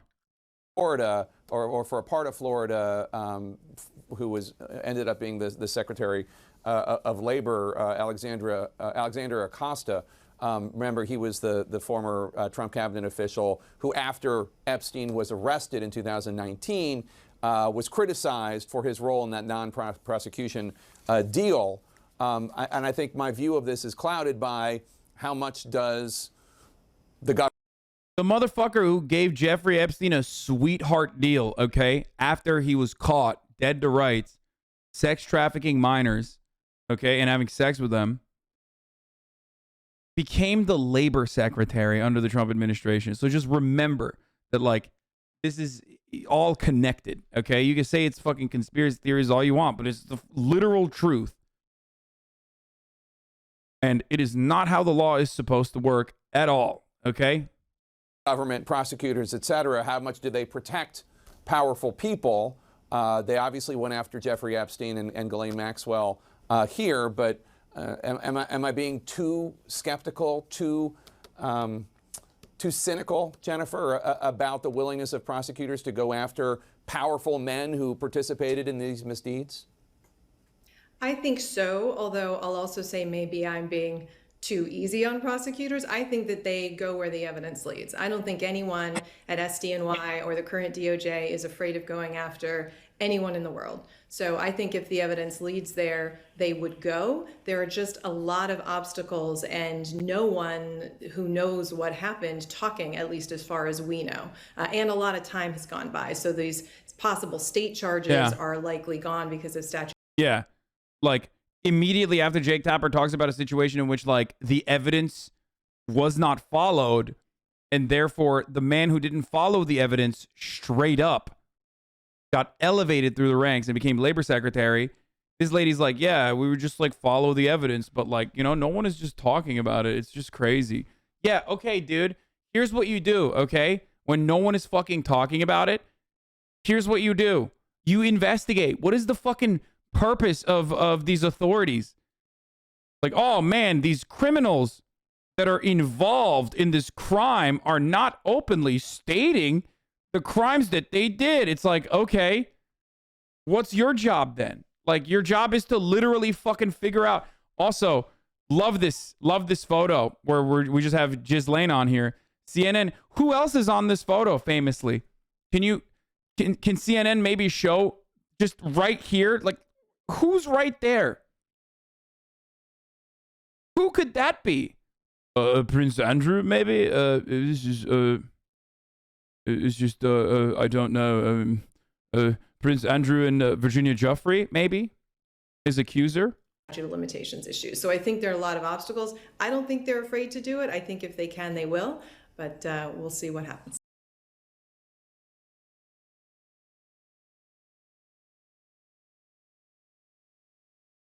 Anyway.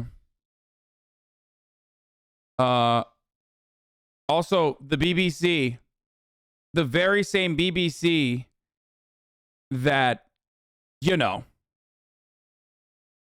the very same BBC that had the Dersh on, also wrote this wonderful headline. Who is Ghislaine Maxwell? The story of her downfall.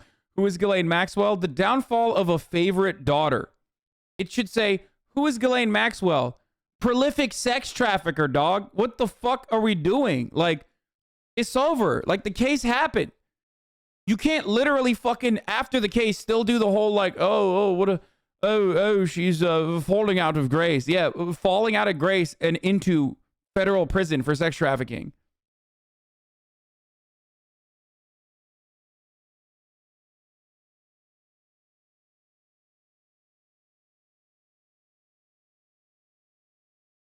But she was the toast of high society in London and New York. Now Ghislaine Maxwell has been convicted of grooming and trafficking underage girls. High society.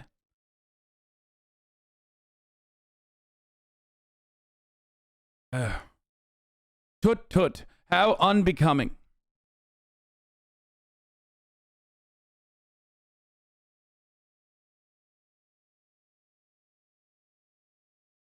They can't be too hard on her because it makes Prince Andrew look bad by proxy. I don't give a fuck. They should make Prince Andrews look bad by proxy.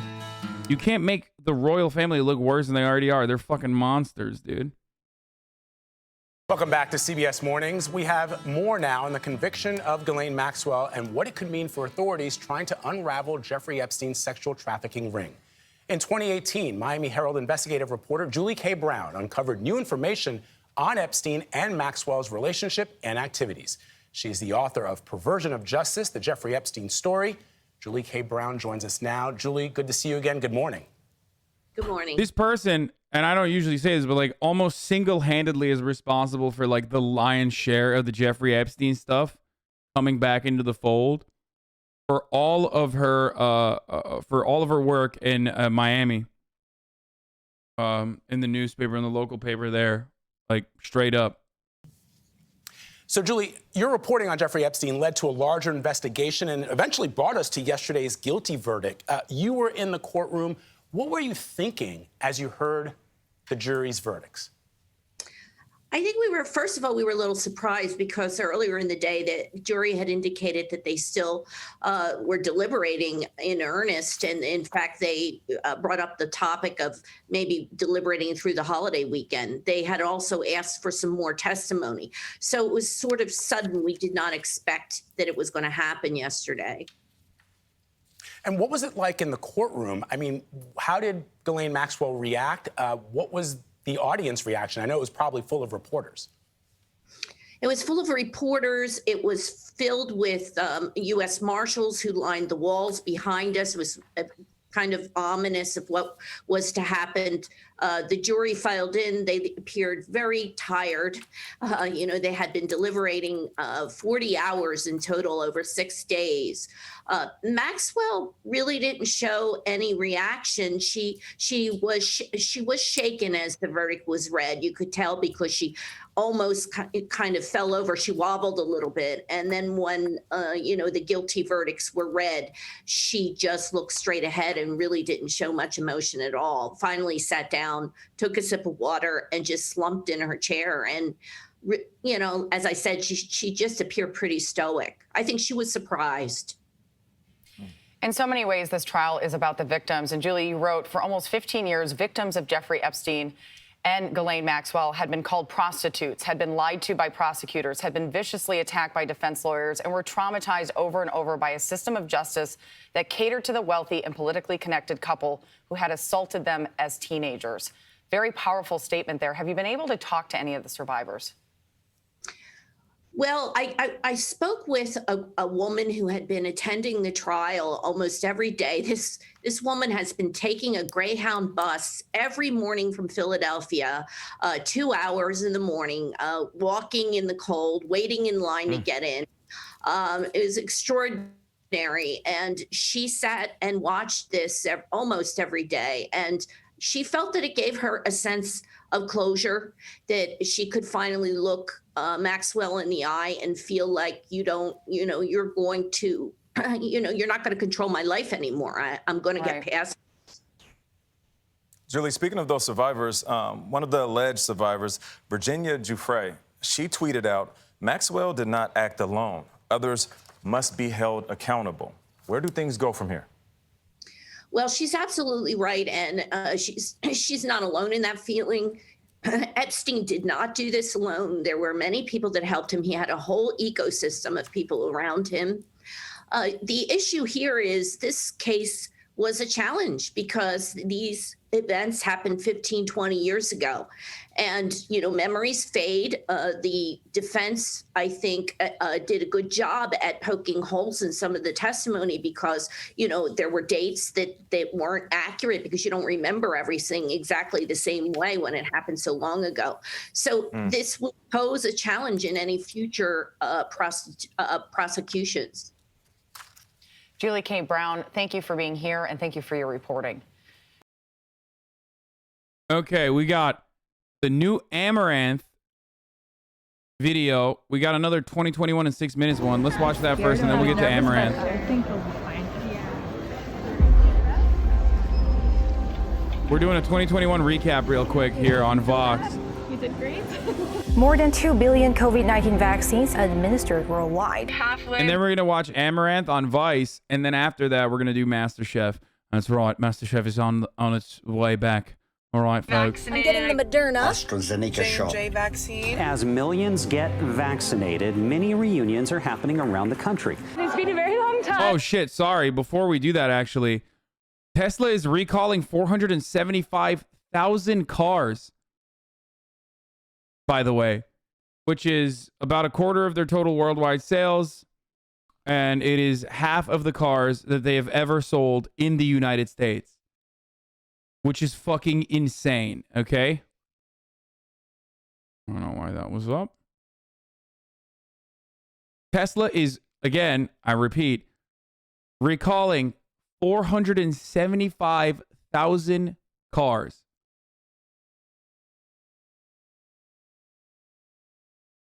And what happened when this happened?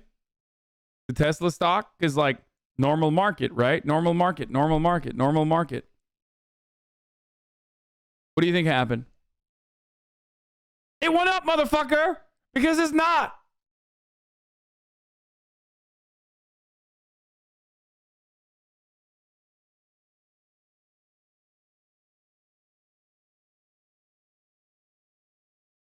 Over time, repeated opening and closing of the trunk lid may cause excessive wear to the cable that provides the rear view camera feed, which is the safety recall report submitted by Tesla to the National Highway Traffic Safety Administration. If the wear causes the core of the cable to separate, the rear view camera feed is not visible to the center display.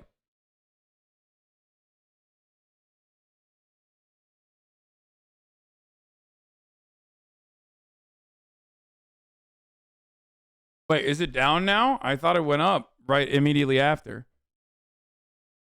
What is this? What a coincidence. Elon Musk sells another 1 billion in Tesla shares nearing 10% target.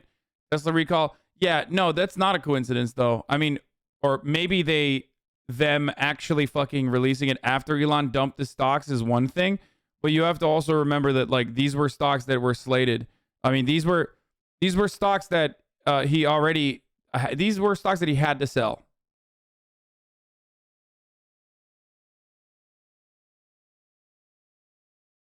So that's not true. The people who are saying like he had to dump his stocks, no, he had to. These were options. Like he scheduled them in advance.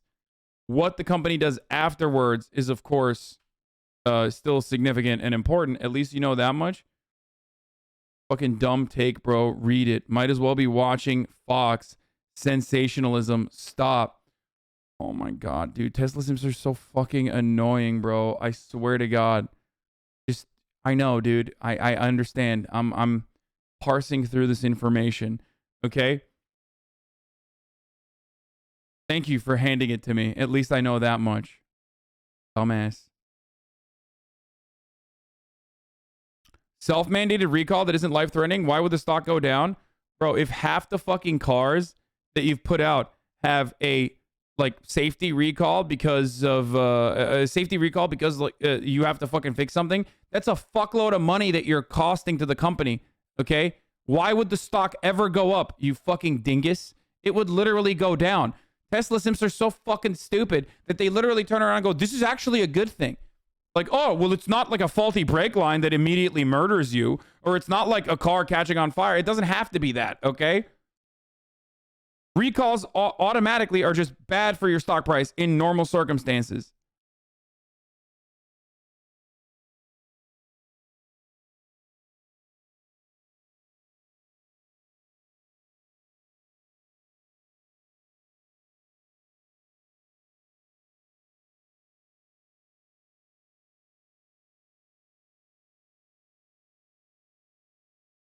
When the company releases material non-public information, though, is not slated, they may have decided to make the recall after a scheduled sale. Yeah, that's what I'm saying is happening.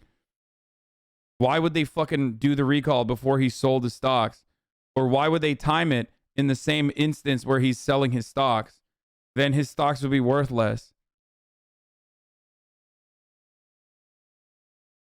My point isn't even that, though. It doesn't matter how fucking minor a recall is. If half of your fucking supply is getting called in for a recall, in a normal situation, if the stock market worked in the way that we thought it worked or is supposed to work, in that situation, you're supposed to get at least a little bit of a punishment out of it, okay? But because that's not how this works at all, it doesn't matter.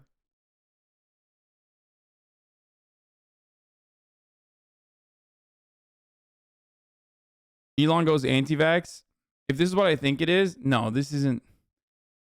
Wait, what? Why aren't they dead yet? Oh, I thought this was COVID. Yeah, this is anti-vax. Why aren't they dead yet? The people that have gotten 1 million booster shots saying, why aren't the Republicans dead yet? Yeah, that's usually what's going on here. That's right. Uh-oh. Minor F.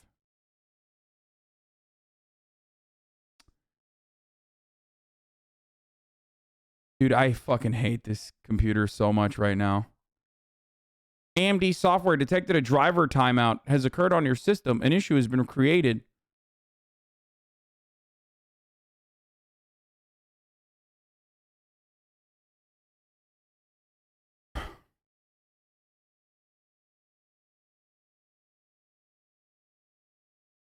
Great. Thank you.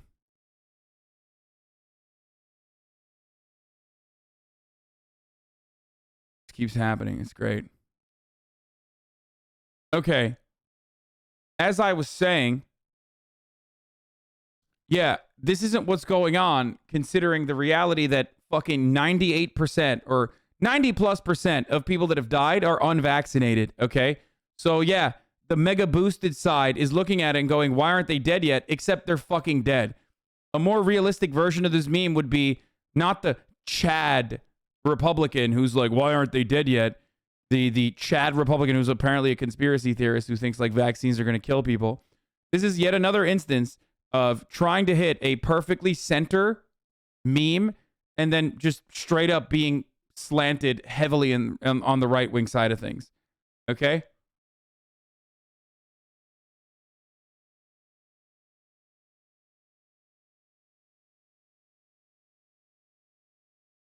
The real version of this meme would be the fucking, you know, Chad Republican would be a dead Republican.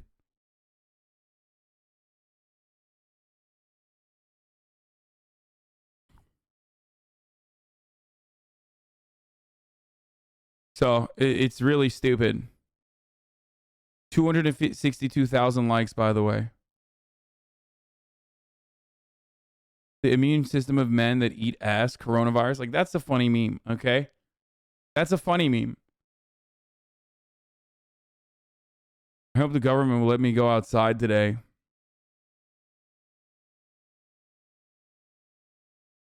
Ugh.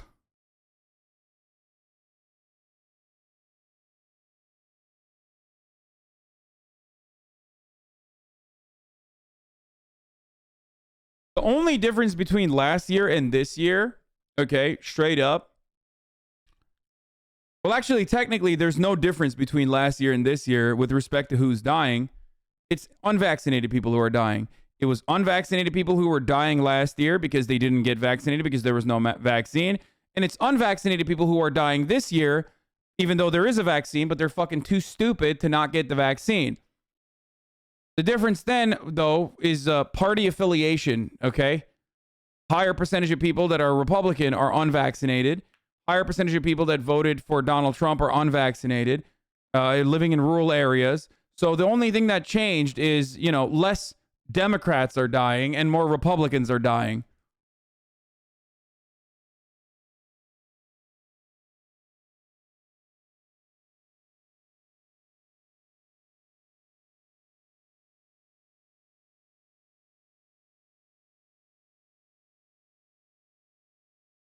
So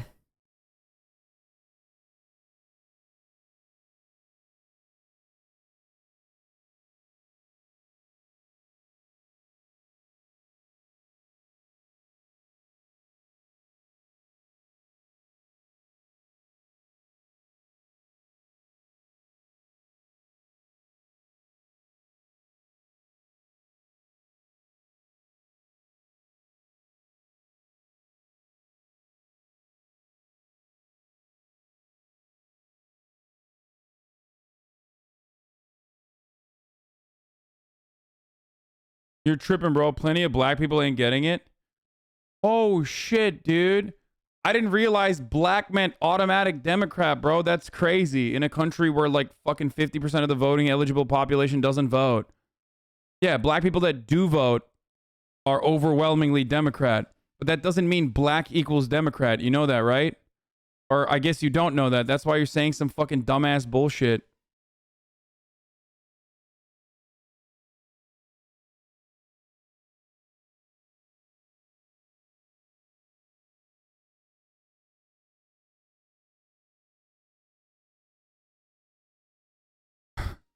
The Robert Koch Institute report released today that states that 95% of the Omicron cases in Germany are fully vaccinated. 28% of those had a booster. 4.42 are unvaccinated. Oh, never mind. So the most important part we should just avoid, right? That's a good take, man. In a country where the vaccination rate is a lot higher, okay, we should avoid the most important data, deaths and hospitalizations. Deaths is at 99%. But motherfuckers are still like, well, dude, a lot of people are still getting Omicron. Yeah, it doesn't matter, dumbass. They're getting Omicron and nothing is happening to them. That's the point. I don't even believe if that's like a real fucking data point, by the way. But you're so like blindingly stupid. LMAO!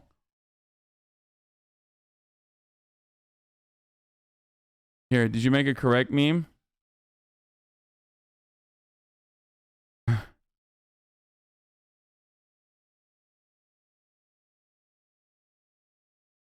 I don't even believe that data, by the way. I'm just like, I really need to stop fucking responding to dumbasses who just like write numbers in the chat and be like, this is real data.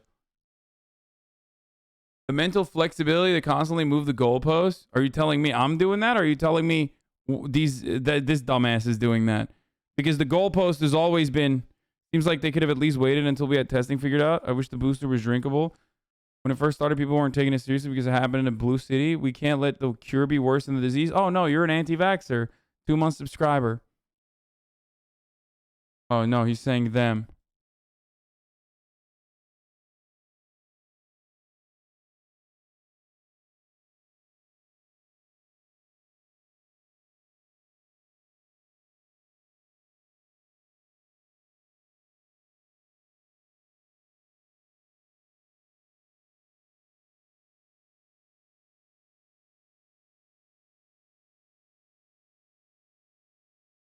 It's just like, it doesn't make any sense that people still at this stage are just trafficking this kind of misinformation. I'm in so much Anyway, I gotta pee. I'll be back.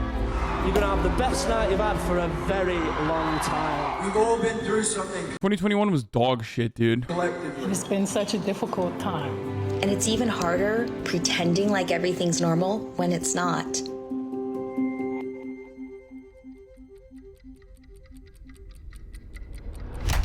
700,000 people quit retail jobs. As the so-called Great Resignation picked up speed. They just didn't care about me anymore. There is not a shortage of jobs, there is a shortage of decent jobs. The shortage of product has extended to just about everything. Big shortage of lumber. Shortage of snowblowers. And a shortage of microchips. Look at those bones. Can you not, please? The growing backlog in the global supply chain. A giant container ship wedged from bank to bank.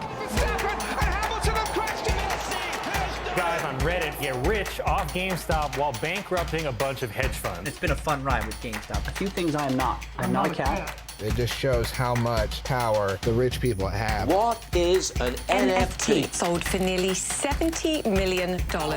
Literally sending Dogecoin to the moon. Anyone with enough money can become an astronaut.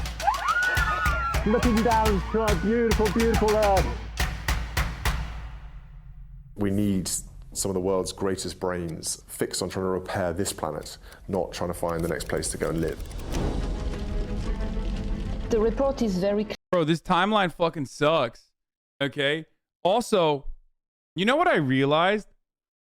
2021 unironically feels like just an extension of 2020. Like, I feel like we just didn't have a year. And it was just a continuation of 2020. The things when I try to think about like what happened in 2021, I immediately go back to like Black Lives Matter protests and the election cycle. And it's like, that didn't happen this year. That happened last year. You know what I mean?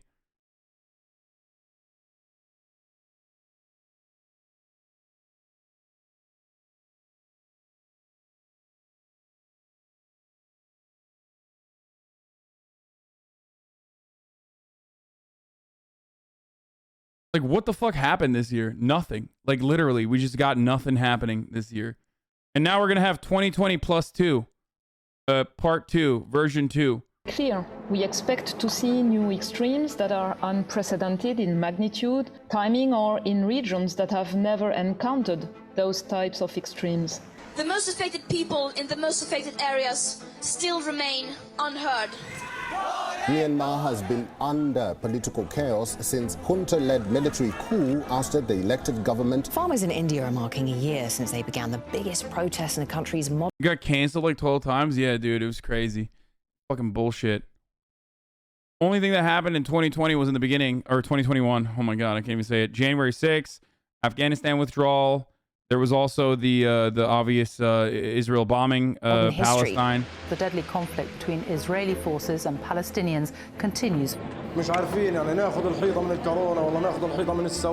government of Ethiopia has been locked in a year-long war with the Tigray People's Liberation Front. A sudden wave of thousands of migrants has sparked a humanitarian crisis at the US-Mexico border. Bro, this sucks. This straight up, like, everything sucked this year. Holy fuck, this video is so bad. How can you do that to human being, to other human beings? It's time for American troops to come home. It's a very, very crazy situation right now. They broke the glass in the United States Capitol, and now they are climbing through the Wait, window. what? Are they going from the start to finish or something? What the fuck? What? Why is this not in chronological order? Is watching in horror. We will never give up. We will never concede. These people coordinated on open parts of the internet, on Instagram, on Facebook. These platforms are not merely mirroring humanity. They're making all of us our worst selves. I am proud to announce that starting today, our company is now Meta. People really underestimate the power of misinformation. People who've had these shots and now they're magnetized. Fui acometido de Covid e tomei hidroxicloroquina. I love, dude, Jair Bolsonaro makes the world a better place, dude. I swear to God. He just like, he's such a fucking meme. I'm sorry to the Brazilians, dude, but he's such a psycho. How the fuck did you guys get this psycho in a position of power? It makes the most sense, really. This is becoming a pandemic of the unvaccinated. People haven't related to it. You see the figures, the daily figures, and they're nameless faces. India is being ravaged by a second wave wave. of COVID-19 is threatening to overwhelm the country's health systems. We don't have anything, and patients are dying. A person cannot live here in Delhi. A person cannot even die peacefully in Delhi. Vaccine inequality. This is the guy that lived with Trump. I mean, Bolsonaro's memes are like, they're pretty good. Like he says some shit that even, bro, he got COVID like 8 times. What do you mean? And he had hiccups. So they had to pump poo-poo out of his nose, dude. Like they had to pump like pounds and pounds of shit out of his nose because of a deadly hiccup. Like that's incredible, dude. That is like, that doesn't happen. God wants this man off the earth, okay, if you believe in such things. And he is resilient, okay? He said, no, I will not die. I'm Bolsonaro. Quality cannot be allowed to continue. Omicron is spreading at a rate we have not seen with any previous variant. The more this virus spreads, the more likely it is for a very dangerous variant to emerge. We're in this together, and the only way we're going to conquer... Yeah, Brazil is just like, Brazil is perfect.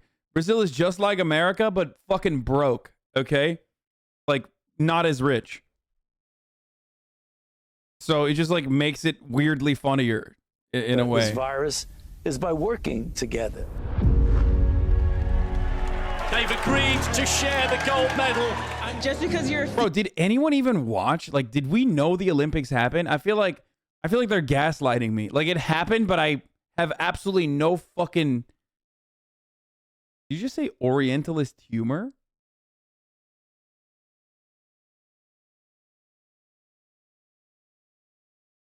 To me, making fun of Brazil, like the conservatives in Brazil?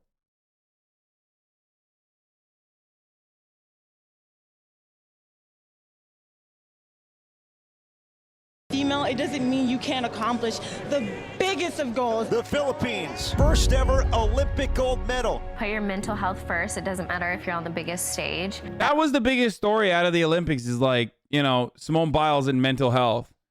And people like dunking on an incredibly accomplished person. You know what I mean? Like that was pretty much it. Like other than that, it was nothing. That's more important than any other medal you could win. There are so many people who are afraid to voice that they need help. To truly choose to love is heroic. Chile's Congress has passed a bill allowing same-sex couples to marry. Britney Spears is free. That's the only thing that happened in Chile? Are you serious? Are you fucking joking? You're going to bring up Chile news and you're not going to fucking bring up... Dude, come on, bro. No shot. I mean, there's like a couple minutes left. No fucking shot, dude. Hardly any of these police ever go to prison. We, the jury, find the defendant guilty. And I'm so happy. I'm so happy. Bro, look at that, dude. Look at our dubs. One guy went to prison for doing murder as a state employee in front of 40 people in broad daylight and used his body to do the murder. That's a dub, dude. How fucking sad and pathetic is our state of affairs? Oh my fucking Lord. With the Asian American community, enough is enough. We're just fed up. What I really hope that this movie can do is show Asian kids that it's okay to take up space where they are because they belong. I know where I'm headed in life. I know what my future is going to look like. When something says Taylor's version, that means I own it. So like this is what we got? Just a whole bunch of fucking pop culture junk? Sick. That's fucking tight, dude. Guys, we made so much. So many developments, so many social developments happened in the form of like, you know, new kinds of pop junk. Great. Rock and roll never dies! There are people who don't believe that women can be better presidents, and we are here to show them. Taking its first steps in pursuit of cosmological discovery. Touchdown confirmed. Hold up. How is Simu talking about stop Asian hate, pop culture junk? No, that's not what I'm talking about. I'm talking about like Lil Nas X and Taylor and all this other shit that they tagged along to stop Asian hate. We did not feel prepared to be the heirs of such. And also, even that is like kind of pop culture junk. Like, yeah, it is. Like, representation without any sort of material restitution is precisely that. I'm sorry to fucking report, but like, it might make some people feel good, okay? And it's actually good that you know, there's more diversity in media, but ultimately, what do I say all the time? The only reason why I'm saying this is because the Shang-Chi final fight sequence could have been much better because there were way cooler fights within the entire fucking work, okay? There were a lot of cool fights there. It was clearly they have the wherewithal to choreograph better fights, okay? What the fuck are you doing? What are you doing? Bullshit. Anyway. Would you be wrong for once? Wait, really? You guys thought that that was a good fight? I think, I don't know. I'm just like very anti-CGI. Straight up. Sorry.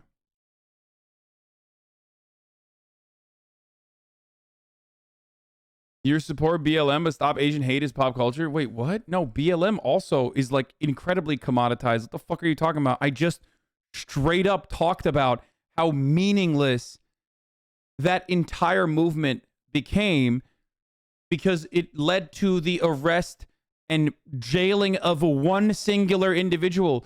Do you have earwax? Is it hard for you to comprehend the words that are coming out of my mouth?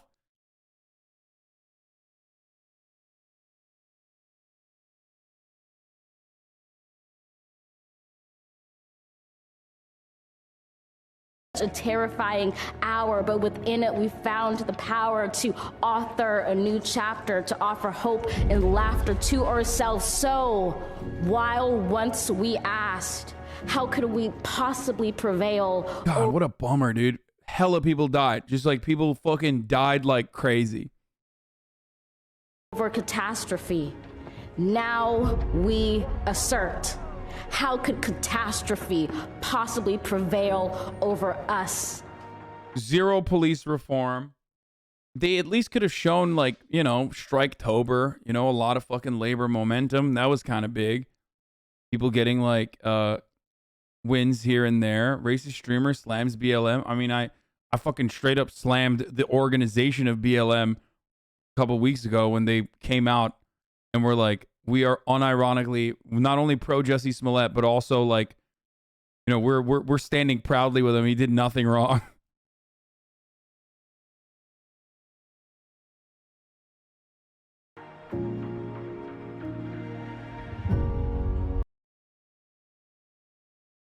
This is bait.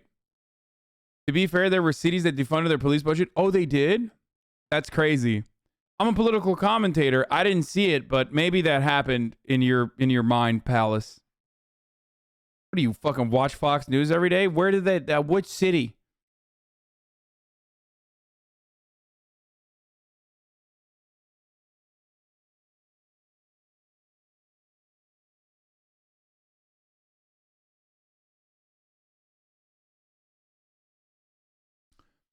There was never any real defunding of the police. At most, they shaved like 1% off the top of the additional funding that they were going to get in cities where cops get like 50% plus of the budget.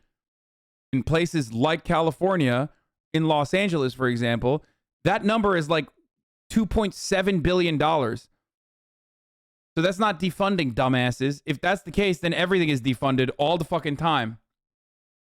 Which it is.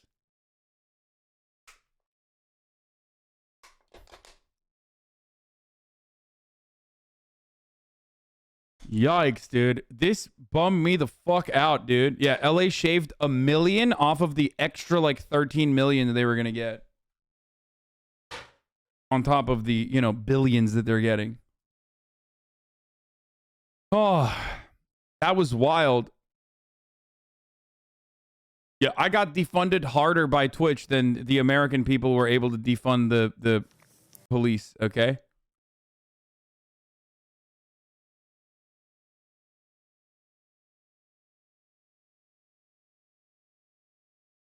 Anyway, dude, what the fuck? 2021